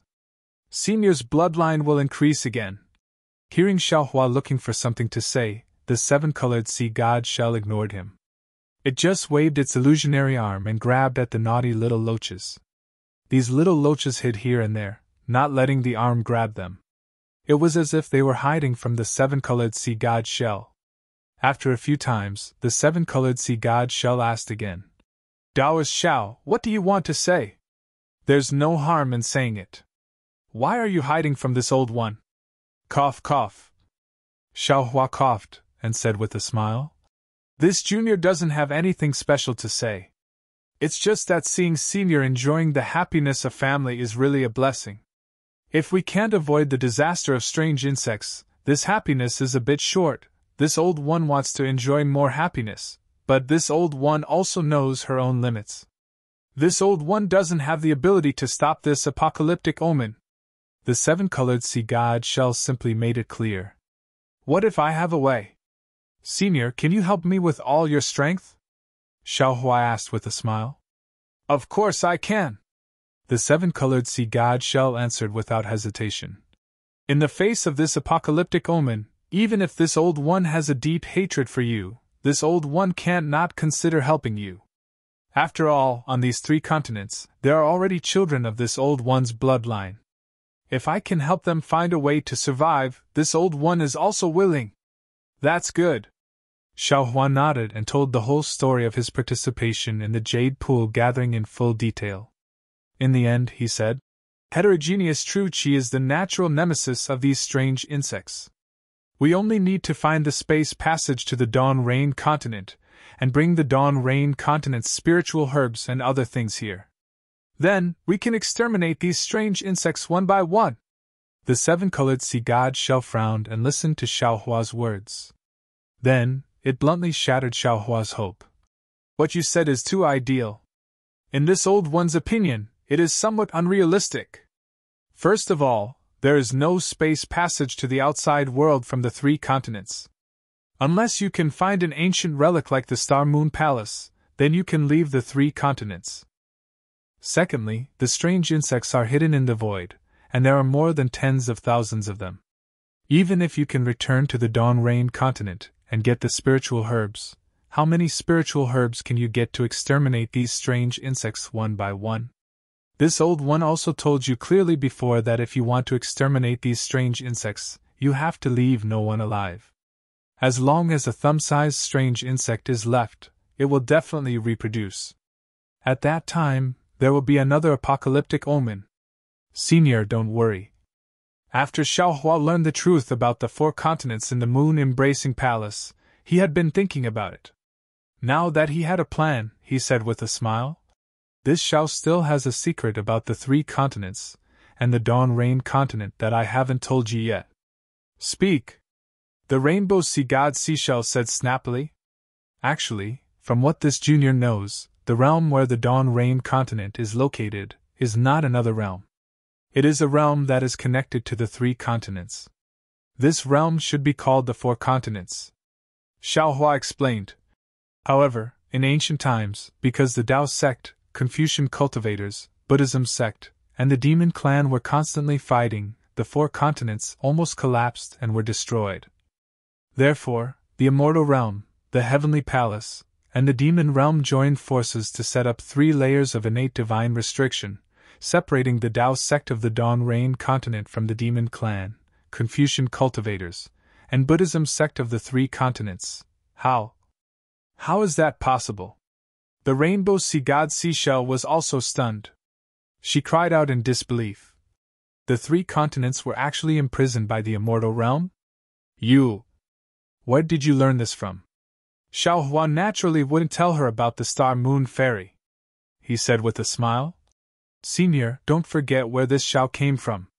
Although this matter has been buried in the dust since ancient times and the supremes of the various sects may not know about it, this Xiaohua came to the 3 continents from the Dawn Rain continent. I don't need to know too many secrets. I can infer it from all kinds of clues. Oh right, this Xiaohua has also met the Supreme Purity Palace Master and the Supreme Purity Palace Master of the Immortal Palace. Their clones have also been reincarnated to the Dawn Rain continent. When this Xiaohua tells them a little, they will definitely understand. Also, didn't Senior always want to ask where this Xiaohua obtained Bei Ming's body? Now, this Xiaohua can honestly tell Senior that this Xiaohua saw it when this Xiaohua passed through the Great Array. Presumably, Senior Bei Ming wanted to come to the 3 continents and accidentally encountered the passage of the Immortal Array. P.S. Fellow Taoists who like this book, please subscribe to it at Qidian, vote for it, give it a recommendation vote, collect it, and reward it. Thank you for all kinds of support. Chapter 4688. I see. I get it now. If that's the case, then it explains why there are no spatial passages around the 3 continents. Hearing Xiaohua mention Bei Ming, the 7-colored sea god Shell's expression turned slightly better. He nodded slightly and said, "Actually, the edges of any world are where the laws of heaven and earth are condensed. These laws of heaven and earth can't be perfectly converged in many places, so it's inevitable that there will be some flaws that lead to outside of the world. I was originally wondering why the 3 continents didn't have such flaws, but now I understand that these flaws have been sealed. So," Xiaohua said word by word, "since we can't find the spatial passage to the Dawn Rain continent, we might as well start from breaking the restriction. As long as this great formation collapses, the foreign true energy of the Dawn Rain continent will rush over, and all the strange insects will be killed without us needing to do anything." "You're right. And it's also the only way to kill the strange insects," the 7-colored sea god Shell replied indifferently. "Unfortunately, you forgot. This is the innate divine restriction that separates the 4 continents, but it was set up by the immortals of the immortal world. How can you break it? What methods do you have to break it? And according to what I know, Bei Ming's strength should be far beyond yours, but he can't. Actually, Senior doesn't know. This great formation was set up in the ancient times until today. Who knows how many years it has existed? Time has always been the most fundamental weapon to break formations. Over the years, the spell formation had long since been eroded and destroyed by the mutation of true energy. It's just that we don't know." Xiaohua smiled and said, Otherwise, how can I go from the Dawn Rain continent to the 3 continents? How can Senior Bei Ming find the passage? If we can find the flaw or the core of the array, we might be able to break the array. Hee hee. The 7-colored sea god shell chuckled and said, Enlightened beings should discuss this with Immortal Emperor Go Chun and Mahavairokkana revered sage, or find Ao Jia and the other dragons on Dragon Island. Maybe they can leave behind an ancient inheritance, and know how to break the formation. If they want to find it, Senior should also find it. Xiaohua smiled and said, In this world, who can surpass the 9th level of origin energy? Other than Senior, who else can it be? If I don't discuss it with Senior, who else can I discuss it with? Who told you that I have the ability to surpass 9th grade essence force? The rainbow sea god seashell pursed its lips and refused to admit it.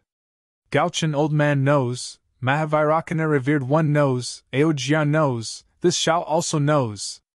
Xiaohua calmly gave him a high hat. Xiaohua, this old woman really admires you.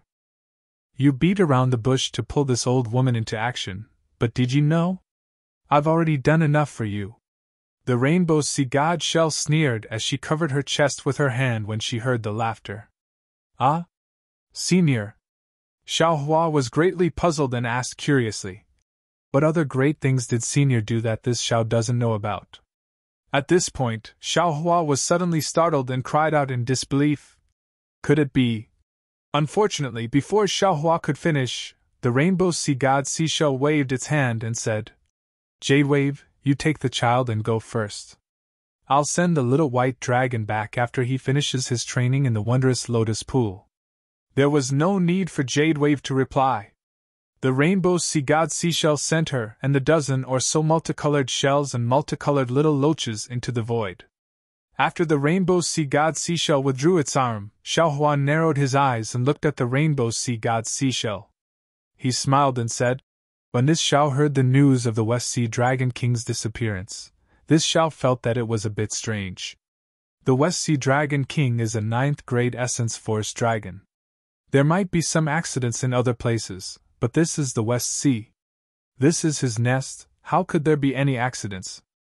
Moreover, after this Xiao saw the real monstrous insect king, this Xiao was even more puzzled. However, since the Dragon King of the East Sea, Ao Qian, was unwilling to agree to this Xiao's conditions, this Xiao was too lazy to think about it.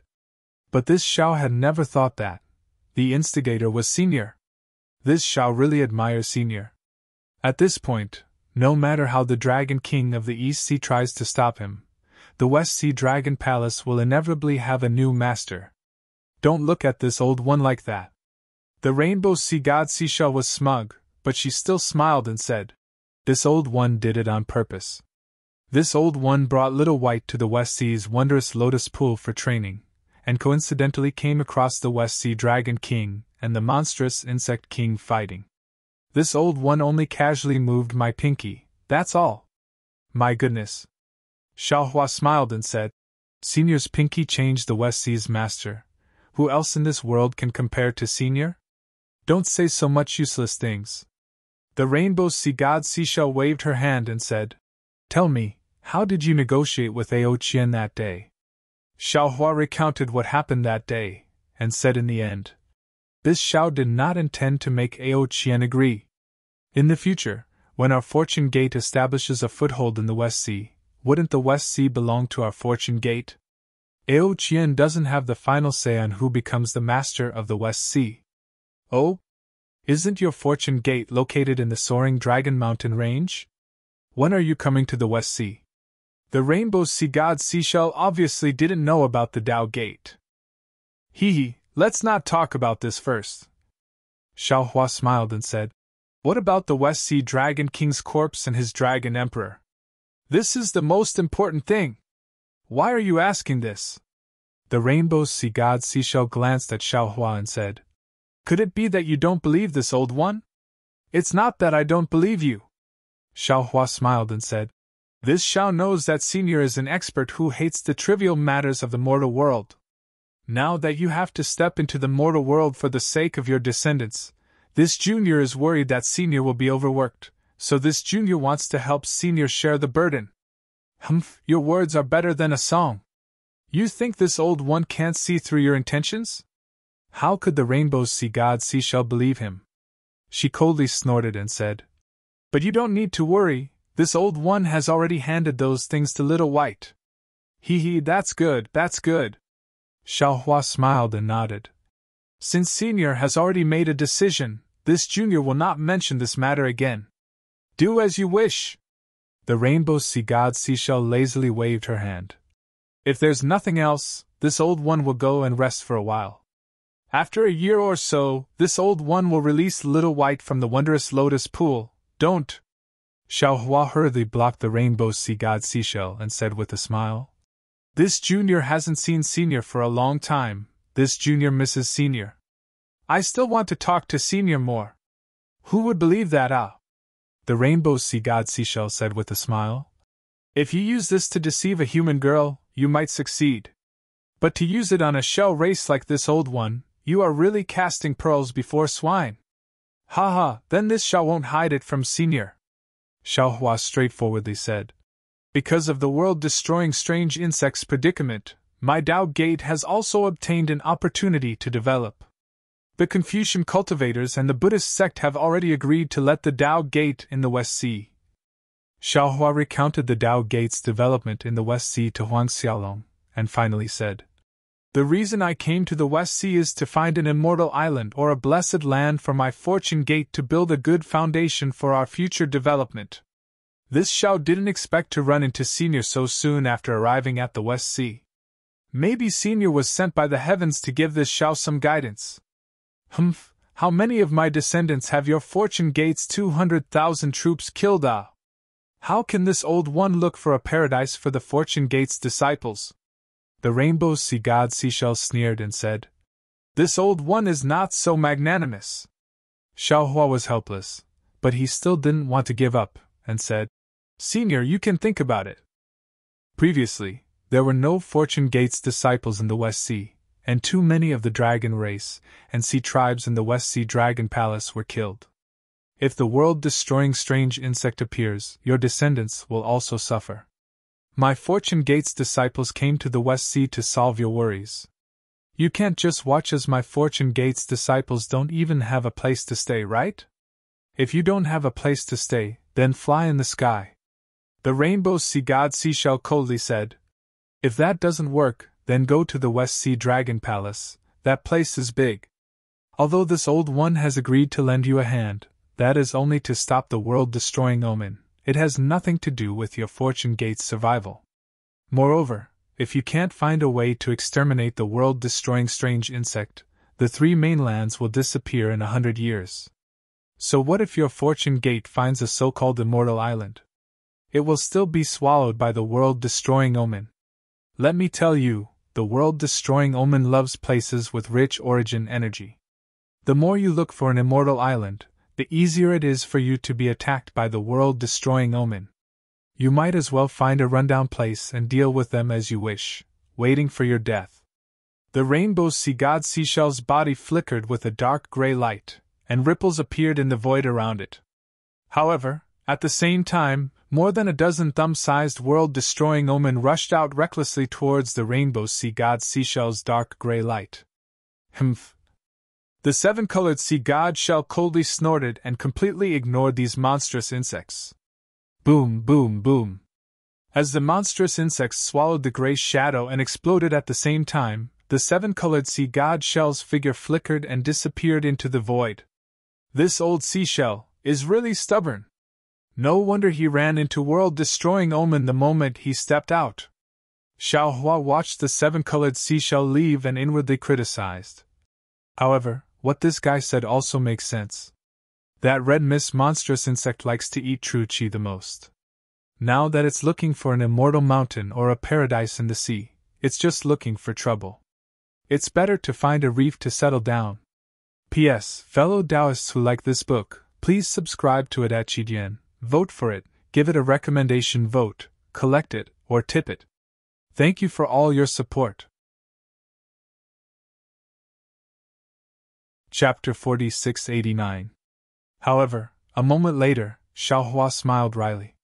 Didn't the Fortune Gate come to the West Sea to kill those mayflies? They found a mountain range and blessed land and set up an ambush. Are they inviting the insects into the trap? Forget it, I don't need to worry about this matter. Xiaohua was a little irritated. He took out the Kunlun mirror and asked Princess Xixia to come out. After thinking for a moment, he said, Xixia, take me to the West Sea Dragon Palace. No problem. Princess Xixia quickly identified the direction and led Xiaohua to a certain place. After flying for a while, Xiaohua raised his hand and took out the Pegasus flying chariot. The Pegasus flying chariot could be considered an old monster with many years of experience. It raised its head and let out a long neigh that sounded like a dragon's roar.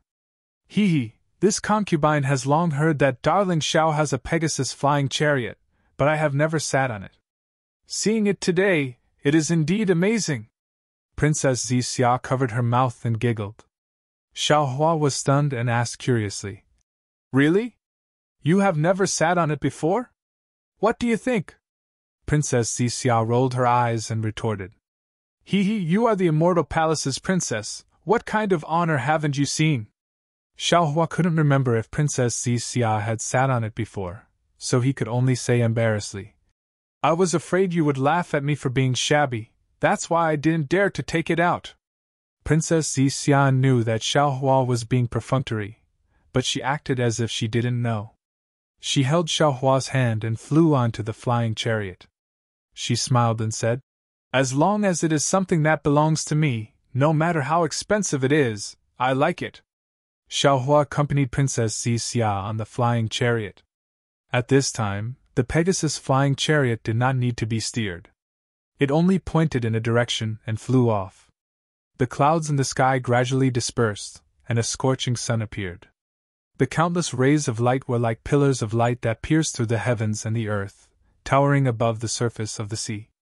The layers of clouds gradually took on various shapes in the wind.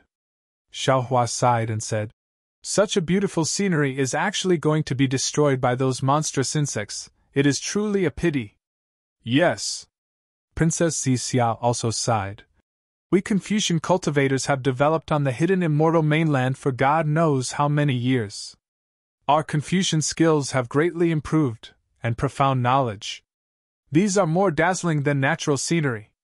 What a pity, if we don't have an effective method to kill the mayfly monstrous insect, all of this will turn into nothing. When Xiaohua came out of the moon-embracing palace, he still hadn't discussed the details with Princess Xixia. Now that he had some free time, Xiaohua told Princess Xixia the truth about the 4 great continents. Princess Xixia was dumbfounded. In the end, she shook her head and said, Impossible, impossible! The 4 great continents only existed within the teachings of the Buddhist sect. The 3 continents were indeed the 3 continents. How could it be the 4 great continents? Moreover, the Tao sect had long been jointly annihilated by us Confucian cultivators and the Buddhist sect during the ancient times. How could it possibly still exist in Dawn Rain continent? The other 4 continents that are similar to the hidden immortal continent? Xiaohua smiled. Not to mention Princess Xixia, even he himself felt that it was inconceivable when he heard that the Tao sect had been annihilated on the day he arrived at the hidden immortal continent. The Immortal Palace, Lane Temple, and Great Sage Hall had said since the ancient times that the Immortals and Buddhas had annihilated the Tao sect. This saying had been passed down for God knows how many years. Princess Xixia was even the princess of the Immortal Palace. She had been instilled with this idea since she was young. But now, she was suddenly told that everything she knew was false. The Tao sect still existed. Moreover, the Tao sect was previously more powerful than the Confucian cultivators, the Buddhist sect, and the demon race. How could she accept this? Xiaohua smiled slightly. He raised his hand and waved. The diagram of the 3 continents appeared on the flying carriage. He said with a smile, Xixia, look! To the north is the 1,000-demon sacred realm, to the east is the hidden immortal mainland, and to the south is the western paradise. The 4 seas have surrounded the 3 continents. As he spoke, Xiaohua pointed again. At the western ocean, a black line appeared. He said, This is the innate divine restriction set up by the immortal world. This divine restriction and the other boundaries have separated the three continents into one boundary. And I, Xiao, was born outside of this divine restriction.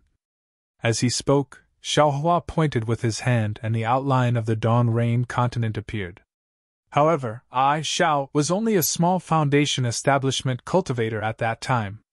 I didn't have a clear understanding of the entire Dawn Rain continent. Currently, I only know of the 3 cultivation countries and the country of sword cultivators.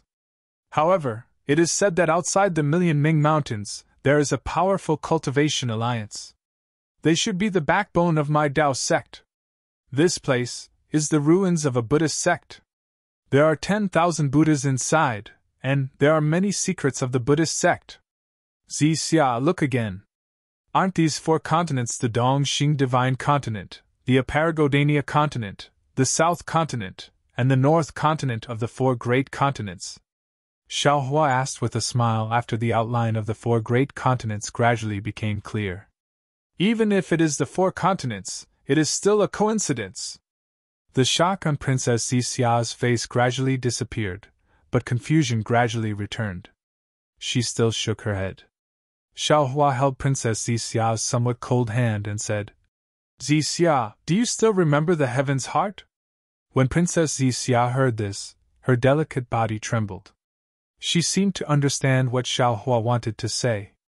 After a moment, she asked with a trembling voice, You mean, your Heaven's Heart, were all obtained in the Dawn Rain continent?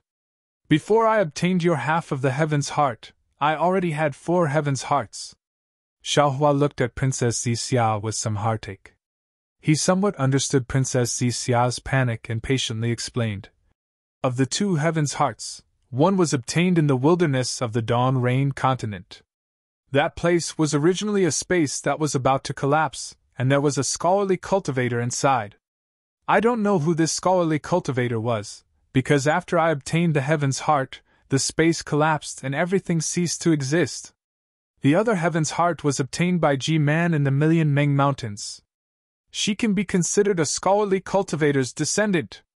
As for the other 2 Heaven's Hearts, I naturally obtained them in the 3 continents. However, I won't tell you where I obtained them. After all, it was already a matter of the ancient era. If I tell you now, it will cause some factions to have a dispute. Actually, just based on the 2 Heaven's Hearts I obtained from the Dawn Rain continent, I can almost be sure that the Dawn Rain continent was originally together with the 3 continents. It was only because of the Great War that my Taoist sect was separated from the scholarly cultivators, Buddhist sect, and demon race. If it was anything else, Princess Xia would definitely be suspicious. However, when the Immortal Palace's most important Heaven's Heart and the 5 Qis unifications technique were mentioned, Princess Xia slowly understood. If the Heaven's Heart was lost in the Dawn Rain continent, perhaps it could be said that someone took the Heaven's Heart and went to another realm. However, there were 2 Heaven's Hearts. How could there be so many coincidences? Only a natural chasm that separated the 4 continents could perfectly explain this matter. Moreover, Princess Xia was born in the Immortal Palace.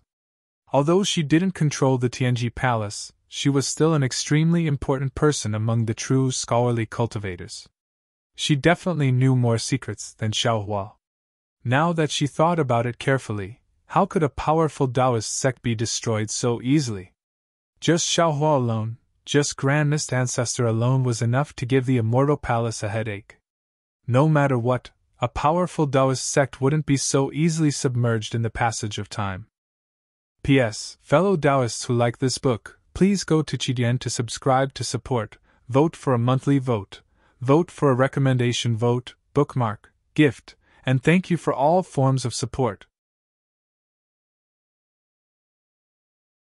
Chapter 4690. Princess Xia didn't say anything. She closed her eyes tightly. After the time it took to eat half a meal, she opened her eyes and said with a wry smile, My dear Xiao, this information of yours is really inconceivable. But after thinking about it carefully, it seems reasonable enough. If this news were to spread to the 3 mainlands, it would definitely cause a great uproar, and even cause panic. Panic? Why would they panic? Xiaohua looked pensive. That's right, panic. Princess Xixia nodded. A kind of collapse of faith, a kind of collapse of trust. We have always been proud of our ancestors' achievements, and the glory of the Immortal and Buddha eradicating the Tao has always shone in the three main lands. Now that the truth is out, everyone immediately understands that the so-called glory, the so-called pride, is nothing but a lie. We have been living in a lie for generations. Think about my reaction just now, even I can't accept it. What about the other Confucian disciples? What about the other Buddhist disciples? Therefore, now is not the best time to announce it. Xiaohua probed. That's right, Princess Xixia answered. This matter is only suitable for the various sects venerables to know, and only they can help you find the clues to break the grand formation. When the Mayfly insect's crisis reaches its peak, presumably, the various sects venerables will have the confidence to break the grand formation. At that time, we can announce this matter. Although at that time, everyone might not be able to accept it, under such a great calamity, everyone will still think about their own survival, and will minimize the impact of this news to the lowest. After that, Princess Xixia explained again, and only then did Xiaohua understand. Perhaps finding the truth was simple, but how to announce the truth to the public was an extremely difficult matter. A single careless action could pierce through the bottom line of a sect's trust. Moreover, if Xiaohua announced this matter publicly, it might cause people with ulterior motives to take advantage of it, making Xiaohua and the Fortune Gate public enemy. At that time, not only would Xiaohua be unable to defend himself, he would not have the chance to explain, and he would not have the opportunity to resist the Mayfly insects. He might even start a real war with the Confucian cultivators and Buddhist sects. And I understand. Xixia, it's all thanks to you. Xiaohua held Princess Xixia's hand and said with a smile. With a virtuous wife like you, I'm relieved. Princess Xixia smiled sweetly and replied. This kind of thing is the Immortal Palace's imperial technique. It's normal that you don't know about it. Is there an imperial husband technique? Xiaohua asked with a grin as he squeezed Princess Xixia's hand.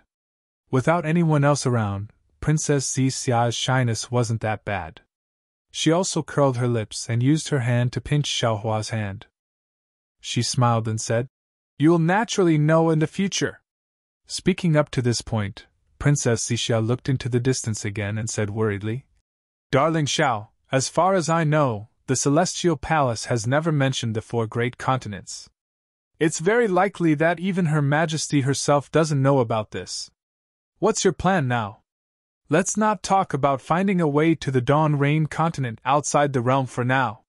When Xiaohua heard this, he frowned and said, Even people as strong as Fairy Xingyu and Suji said that there is no spatial passageway leading to the outer realm.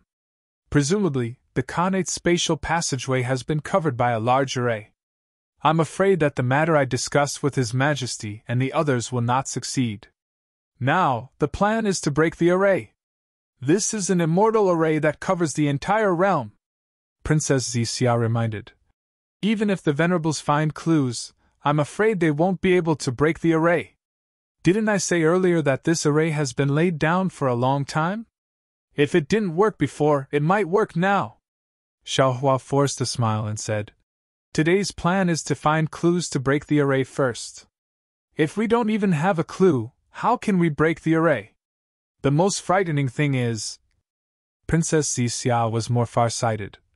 The Jade Lake Conference has just ended, and the Venerables are planning how to deal with the red mist insects. If they gather for a discussion, it will be quite troublesome. If we let the disciples pass the message, we're afraid that the news will leak out. Heavenly Being, Lightning Taoist, and the others can naturally pass the message on my behalf. Xiaohua pondered.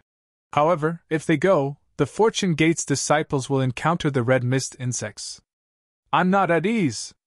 How about this, Xixia, you accompany me to various places and find the Venerables to discuss in detail. This concubine is willing to stay by this Zhao's side, rushing about for the survival of the 3 mainlands' billions of people. Princess Xixia's face blushed as she answered in a low voice. Seeing Princess Xia's shy face, Xiaohua's heart was moved. He reached out his right hand and wrapped it around Princess Xia's slender waist. Sensing Xiaohua's intention, Princess Xia couldn't bear to refuse. Her other hand also held Xiaohua's hand at her waist. "AI, what a smart female cultivator!" Xiaohua sighed. His hand was held by Princess Xia, so he could no longer move freely. Princess Xia happily leaned on Xiaohua's shoulder. She didn't brush Xiaohua's face, but it also made him feel sweet. However, the two of them had just enjoyed a sweet meal when Xiaohua suddenly frowned. His divine sense seemed to have sensed something, and he muttered under his breath, "What time is it now, actually?" Saying this, Xiaohua pulled his hand out from Princess Xia's and pointed in another direction, saying in a low voice, "Pegasus, go there." The Pegasus was very obedient. It didn't let out a long cry, and with a wave of its wings of light, it changed direction and rushed towards the direction of the sunset. The West Ocean was vast and boundless. Aside from the surging waves, there were also many places with reefs. At this moment, when the sun was setting in the west, its blood-red brilliance was sprinkled on a group of reefs that stretched for several thousand li. The reefs here were a little different from the others. Only a small part of them were colorful coral reefs. Most of them were yellowish-brown in color. Some of these reefs were like mountain peaks, and a lot of them were exposed to the sea. Some reefs were like sharp cones that pierced out of the water surface, covering many parts of the water. Of course, there were even more reefs that were like large and small stones that were not near the water surface, letting the waves slap them, and causing them to foam like cotton wool. The brilliance of the setting sun was somewhat slanted downwards, and one could see several hundred miles away from the reef. Woo-woo! The waves churned, and the wind howled. A dragon several hundred feet long rushed out from the bottom of the sea. The moment the dragon rushed out, it immediately roared at the sky. In an instant, the sky changed color. The originally clear sky was covered by dark clouds, and even the blood-red sun was blocked behind the clouds. Wasn't this dragon the third prince of the Western Sea Dragon Palace, Aoing? Third prince. After Aoing, several more dragons flew out. The first one chased after Aoing and shouted, Third prince. P.S. Sorry, every change is 2,000 words, please understand. Fellow Taoists who like this book, please go to Qidian to subscribe, vote for it, give it a tip, and thank you for all your support. Chapter 4691. Humph. Aoing, the third prince of the West Sea Dragon Palace, snorted coldly when he saw the dragon chasing after him. He swung his dragon tail at the dragon. Boom! The dragon tail smashed down like a mountain. The dragon was stunned for a moment before helplessness appeared on his face. He did not dare to meet the attack head-on, and allowed Aoying's dragon tail to smash down. Third prince. A few dragon generals saw Aoying's dragon tail like a scissor, and their expressions changed drastically. They hurriedly shouted from the side. Humph! Aoing suddenly snorted coldly when the dragon tail was about to hit the dragon general. He swept his dragon tail horizontally and brushed past the dragon general's body. The tail swept across the surface of the sea, and a reef that was a few miles in size was swept by the dragon tail. Boom! The reef was smashed into pieces by Aoying's dragon tail. Third prince. The dragon general did not look at the surface of the sea. Instead, he hurriedly flew over and said carefully, Why are you so calculative over a momentary loss? If you are angered over such a small matter, wouldn't you fall into their trap? Is this a small matter? Aobai? It would have been better if the dragon general did not mention it. Once he heard the dragon general's words, Aoing flew into a rage and shouted, I am the third prince of the West Sea Dragon Palace. They actually ordered me to patrol the sea. They are humiliating me as a patrol. Yes. I know how angry the third prince is. The dragon general named Aobai said with a smile. But they are now valued by the Dragon Island's dragon envoy and temporarily control the Dragon Palace. Their words are the orders of the Dragon Palace. We can't disobey the orders of the Dragon Palace. Another dragon general next to him also advised. Third Crown Prince, please calm down. Besides, their orders aren't only directed at Third Crown Prince. Fourth Crown Prince, Sixth Crown Prince, and Seventh Crown Prince were also sent to patrol the other 3 areas of the West Sea. Now that strange insects have appeared in the West Sea, if we do not strengthen the patrol, I'm afraid there will be an accident. What accident can there be? Father has been missing for so long. The Sea Clan and Dragon Clan that followed him were all killed. Aoing said coldly. Is there an accident worse than this? Although His Majesty the Dragon King is temporarily missing, the West Sea Dragon Palace is still there. Aobai advised again. This is the foundation of the West Sea Dragon Clan. There can't be any mistakes in this foundation. The West Sea Dragon Clan naturally has a reason to patrol the sea. Your Majesty's Dragon Palace's Majesty the Dragon Palace's Dragon Palace. But this dragon envoy is strange.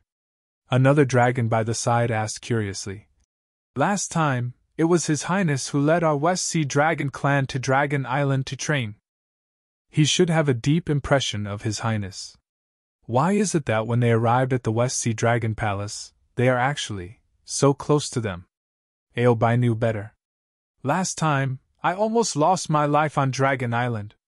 After coming out of the Stacked Jade Legacy Land, I rushed back to the Dragon Palace and neglected the social activities on Dragon Island. Actually, it's not just me. The princes of the East Sea Dragon Palace and the South Sea Dragon Palace are the same. The 7th Prince of the North Sea Dragon Palace even died in the Stacked Jade Legacy Land. Yes, Aobai echoed. That day, the 3rd Prince was decisive. He handled the matter of the Stacked Jade Legacy Land very well. After returning, he got His Majesty's approval. Thinking of that day, I'm so proud of the 3rd Prince. His Majesty's heart is obviously biased. Alas! Aoing sighed again. This king's luck is really bad. Actually, it's not necessarily so. Aobai laughed again. Don't humans have a classic story of enduring hardships to seek revenge? Your Majesty might as well imitate it. Yes, yes. 3rd Prince, do you know the 10th Prince of the East Sea Dragon Palace, Aophone? That guy endured for 300 years and was ridden by a monk for 300 years.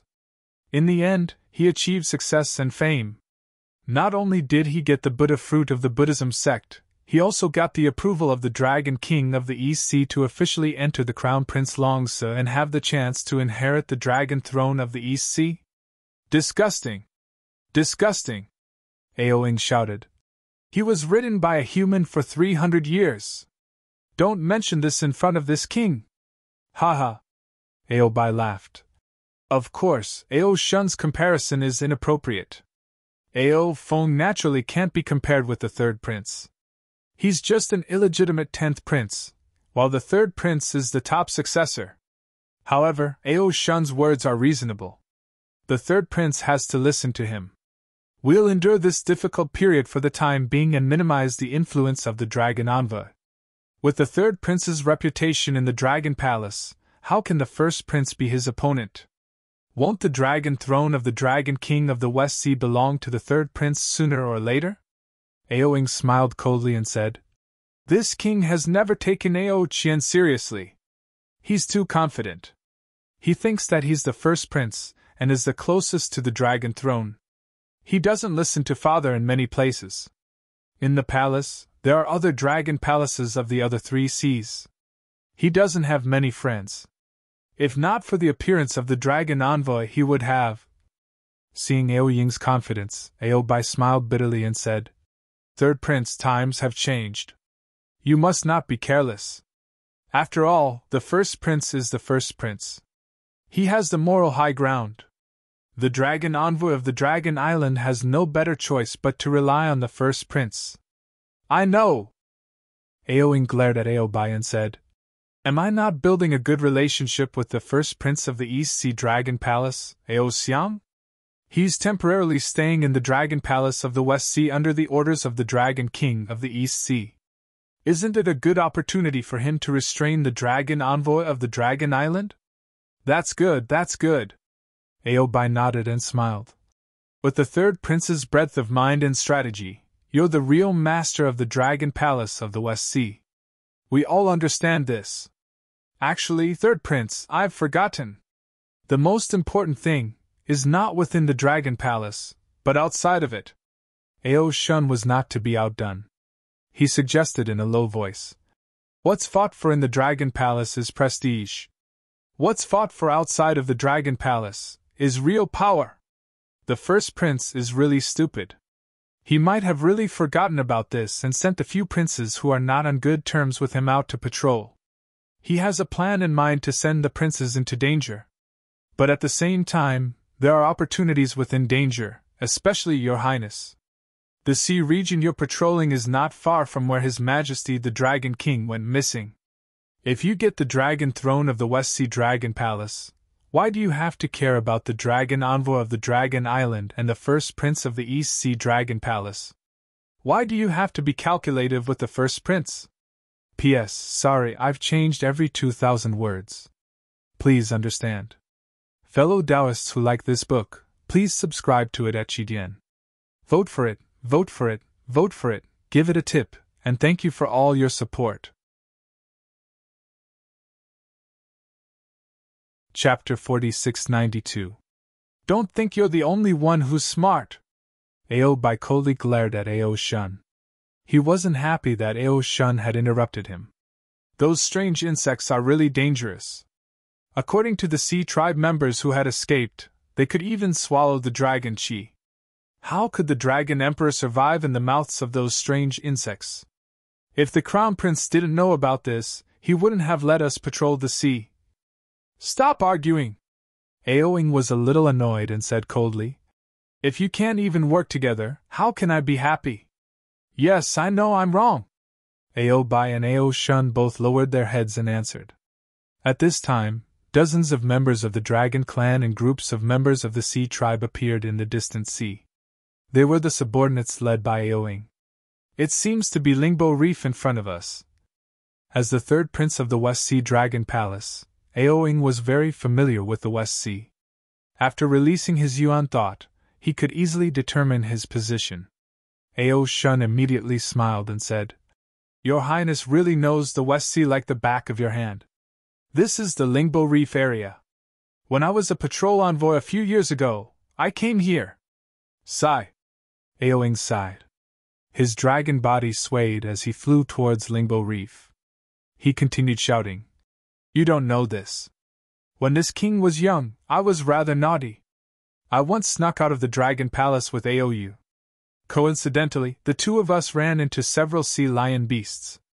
Those sea lion beasts actually dared to provoke us, so we fought with them and chased them all the way here. Who knew that the Lingbo Reef was the nest of those sea lion beasts? We were careless and were surrounded by adult sea lion beasts. If not for the West Sea Patrol envoy who happened to pass by and rescued Aou and me, the two princes of the West Sea Dragon Palace would have died in the mouth of those sea lion beasts. Ah? Your Highness has such an experience? Ao Shun was slightly stunned, while Aobai beside him smiled faintly and said, Your Highness is from the Dragon Clan. If you survive a great disaster, you will have good fortune in the future. If that's the case, then Aou is also blessed. Aoing replied impatiently. Let's go and have a look. I remember when Ao Qian heard about this, he immediately led more than 10,000 subordinates to kill all the sea lion beasts. After that, I flew by here a few times, but I didn't take a closer look. Crown Prince. Ao Shun opened his mouth, wanting to say something, but he swallowed his words. This was because Aoing, who was in front of him, had already sighed. Time is like the waves of the sea. Once it passes Lingbo Reef, there is no turning back. Lingbo Reef is still Lingbo Reef, but the West Sea Dragon Palace is no longer the West Sea Dragon Palace. Aoing flew to the front of the Lingbo Reef and saw that the sun was setting. Arrows of light that were like blood shot down and dyed the reefs big and small into a strange blood-brown color. It looked like a layer of rust had covered the entire world. Aoing let out a long roar and pounced on one of the reefs. With a curl of its body, it crashed into one of the reefs. With a loud rumble, the reefs collapsed and fell into the sea, disappearing in an instant. Ha! Aoing laughed and flew into the depths of the reefs, just like when he chased the sea lion beasts with Aou in the past. Ao Shun and Ao Bai looked at each other and didn't dare to get too close to Aoing. The two dragons waved their dragon claws and dozens of dragons moved at the same time, flying over from both sides of the reefs. As for the thousands of members of the Sea Clan, they naturally formed a team and cautiously rushed into the reefs. The wind whistled and the waves crashed against the rocks. Because the gaps between the reefs were different, the waves were naturally different in size. The sound of the waves was also rhythmic. In the sky above Lingbo Reef, there seemed to be music. Aoing narrowed his eyes and released his Yuan Shin. At the same time, he pricked up his ears to listen carefully. The sound of the waves was like the sound of nature, calming his heart gradually. Who? Seeing a mountain-like reefs appear in front of him, Aoing suddenly opened his eyes and roared at the reefs not far away. His entire dragon body immediately soared into the sky and two balls of fire flashed in his opened eyes. Boom, boom, boom! What responded to Aoing was not the sound of the Dragon Clan, nor the figure of the Sea Clan. Instead, it was the roar of the waves and the light that soared into the sky within 1,000 miles of Lingbo Reef. With the light and shadow, tens of thousands of yuan qi of heaven and earth fell from the sky like a flood. When these yuan qi of heaven and earth touched the light and shadow, they immediately turned into huge knots. The knots were of different sizes and in a moment, the entire space was filled with them. Moreover, the roar above the sea gave birth to obscure waves. When the waves hit the reefs, layers of iron-blue ice fragments rapidly condensed on the reefs. Then, strands of dragon patterns quickly covered the entire surface of the sea faster than the light and shadow. Not good! Aoing noticed the abnormality in the sound of the waves and rushed into the sky without hesitation. However, Ao Shun, Ao Bai, and the other dragons were not so vigilant. It was only after the yuan qi of heaven and earth was formed in the space and the dragon patterns covered the surface of the sea that they realized. Ao Shun immediately roared. The Sea Clan has set an ambush. Quick! Ao Bai also did not expect that as a member of the West Sea Dragon Clan, he would encounter an ambush in his own sea. Shocked, he hurriedly ordered. Protect the third prince, kill! Dozens of dragons shouted. They moved their bodies and rushed into the sky. These dragons either used their dragon claws to grab the knots of light, or used their dragon horns to smash the light and shadow. With the attack of the dragon claws and dragon horns, countless hurricanes blew and countless spatial cracks appeared out of thin air. Rays of cold light and sharp aura rose from the bodies of the dragons. Boom, boom! The knots of light were easily broken by the dragon claws. Waves of light sounds like air explosions were produced as the knots of light exploded. Then, thin 5-colored threads flew out of the knots of light and covered the area of several hundred feet around the dragons as if they were invisible. Roar! The 5-colored threads fell gently and were even more silent than willow catkins. However, when they landed on the hard bodies of the dragons, all of them let out heart-wrenching roars. When the threads came into contact with the dragon's scales, they immediately emitted a sizzling sound of corrosion and penetrated the scales at a speed visible to the naked eye. Damn it! Seeing this, how could Ao Shun and the other dragons, who were quick-witted, dare to touch the knots of heaven and earth? Dragon chi and shadows appeared around them as they tried their best to shrink their bodies. They wanted to pass through the gaps of the knots of light and go to rescue Aoing. When the dragons rushed into the sky, there were naturally dragons who escaped into the West Sea. However, as soon as these dragons touched the surface of the sea, the dragon patterns on the surface of the sea immediately emitted an even thicker green luster. Bang, bang, bang! The sound of heavy objects hitting the surface of the sea was heard again. The surface of the sea was covered with a thick layer of ice. This layer of ice was so strange that even the powerful bodies of the dragons could not penetrate it. P.S. Sorry, every change is 2,000 words. Please understand. Fellow cultivators who like this book, please go to Chidian to subscribe to support, vote for a monthly vote, vote for a recommendation vote, bookmark, gift, and thank you for all of your support. Chapter 4693. Woo Woo! Most of the dragons in the Western Sea Dragon Palace were of the fire attribute. Naturally, some of them roared angrily and spat out flames from their mouths. Wherever the flames landed, the layers of ice rapidly melted and collapsed. However, when the dragons charged into the sea, before their bodies could pass through the layers of ice, the dragon tattoos pounced on them and covered their entire bodies in an instant. The dragons struggled with all their might. Their powerful strength first cracked the layers of ice, but the dragon tattoos were like thin threads that quickly merged into the dragon's body. In just a moment, the dragon was frozen to death in the layer of ice. Roar, roar! The dragons were a little flustered. They could still struggle as they roared angrily, but the thousands of Sea Tribe members were even more helpless. Many Sea Tribe members were instantly frozen when they touched the dragon patterns. Even more Sea Tribe members wanted to rush into the sky, but they were trapped by the thin threads of the light knots. They wailed and rolled in the sky. Aoing rushed into the sky and dodged the light knots and dragon patterns on the sea surface. Before he could speak, 4 spindle-like dragon weapons appeared in the sky. The 4 dragon weapons made a buzzing sound, as if they were responding to each other. Then, hundreds of tiny red dragons flew out from the 4 spinning dragon weapons. They seemed chaotic, but in fact they were flying in the sky in an orderly manner. Waves of dragons were either hidden in the void or flying high in the sky. In a moment, they surrounded Aoing. Dragon? Dragon-trapped shuttle? Aoying's expression changed. The scattered light around him shone brightly, as if it wanted to rush out. However, just as the scattered light rushed into the dragon form immediately pounced down from the sky. Layers of sharp sawtooth shapes appeared out of thin air. Wherever the sawtooth passed, a black and white aura was produced, and the void gradually collapsed. Aoying's dragon body flashed.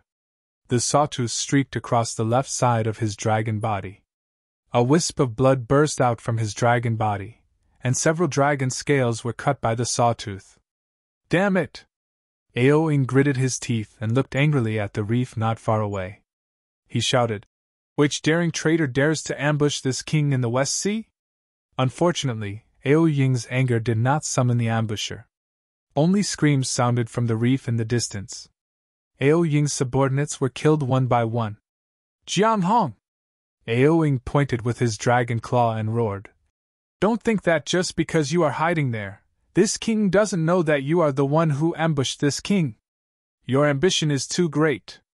My West Sea Dragon Palace has already issued a warning when you led the Dragon Clan into my West Sea territory.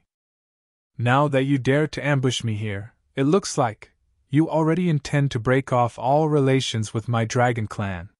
Roar! With that, Aoing let out a loud roar. A scarlet dragon crown appeared on top of her dragon head. Under the brilliance of the dragon crown, Aoying's dragon body was protected. Clusters of flames also seeped out from the gaps between the dragon's scales. These flames were red and black in color. The black flames were like Aoying's anger, burning the entire space. Aoing roared angrily and pounced towards the towering reef. The dragon horn emitted a scarlet-red beam of light that pierced straight into the reef. Boom! The reef collapsed in response. Above the reef, bursts of spatial ripples appeared, and a huge dragon-shaped figure flickered in the void like a flickering candlelight. Although the dragon figure was very blurry and constantly flickered in the setting sun, in Aoying's eyes, it was as if lightning had struck her. While Aoying's dragon body trembled, she cried out in disbelief. You! It's actually you! Sigh, third brother, why do you have to do this?" Seeing that his tracks were exposed, the dragon slowly revealed himself and sighed. "Since you already think that I am Jiang Hong from the Heavenly Abode River, you also know that you are powerless to escape this predicament. Sooner or later, you will die under this dragon coiling shuttle. There is no need to force me to show myself like this."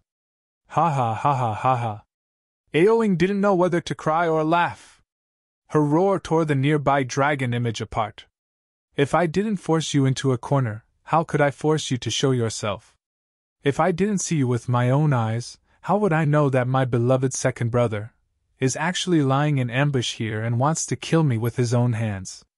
Second brother, this is something that I never even dreamed of. This dragon was naturally the second prince of the West Sea Dragon Palace, Aou. At this moment, when Aou heard Aoying's words, a trace of guilt appeared in his eyes.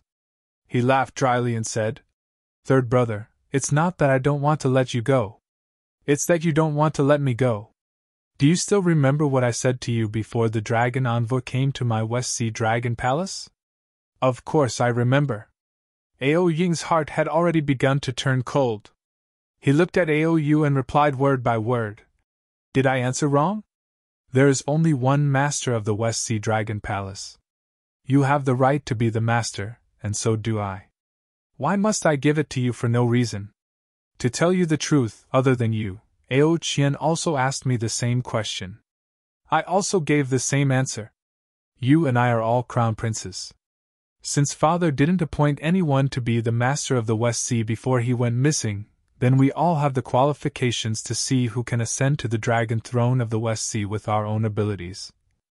At this point, Aoing suddenly sucked in a breath of cold air. He pointed his dragon claw at Aou in shock and said, You! I understand now. You are actually in cahoots with Ao Qian, third brother. Aou did not answer Aoying's question. Instead, he shook his head and said, You are very outstanding, so outstanding that I am jealous. However, you are too arrogant. You don't know that other than you, us crown princes have also sacrificed a lot for the Dragon Emperor. You always think that you are the only one who is favored by father. However, you don't know that father doesn't trust you the most. Is there any use in saying all this now? Aoing asked coldly. Even if I heard the truth, would you let me go? Yes, there is no use in saying all this. When you rejected my good intentions, your fate was already decided. Aou replied calmly. If I don't take advantage of this strange insect disaster to kill you, I'm afraid there won't be a good opportunity in the future. Is it here? Aoing looked around at the reef surrounded by the dragon formation and mocked. Is it here where you and I almost died back then? That's right, it is here. If it wasn't for this place that made you sigh, how could you have fallen into the trap so easily? Aou did not hide his scheme. At this time, near the light junction, beside the dragon pattern, some dragons appeared and began to attack Aoying's subordinates. Aoing looked at Aou with sorrow in his eyes.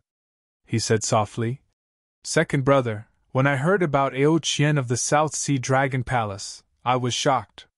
Do you still remember what I said when father was forced to open the Dragon Palace by that bastard Xiaohua? P.S. Sorry, I have changed every 2,000 words. Please understand. Fellow Taoists who like this book, please subscribe to it at Qidian. Vote for it, vote for it, vote for it, give it a tip, and thank you for all your support. You're tuning into the Phoenix Knights YouTube channel. Don't forget to subscribe and join us on this journey to catch the most captivating stories.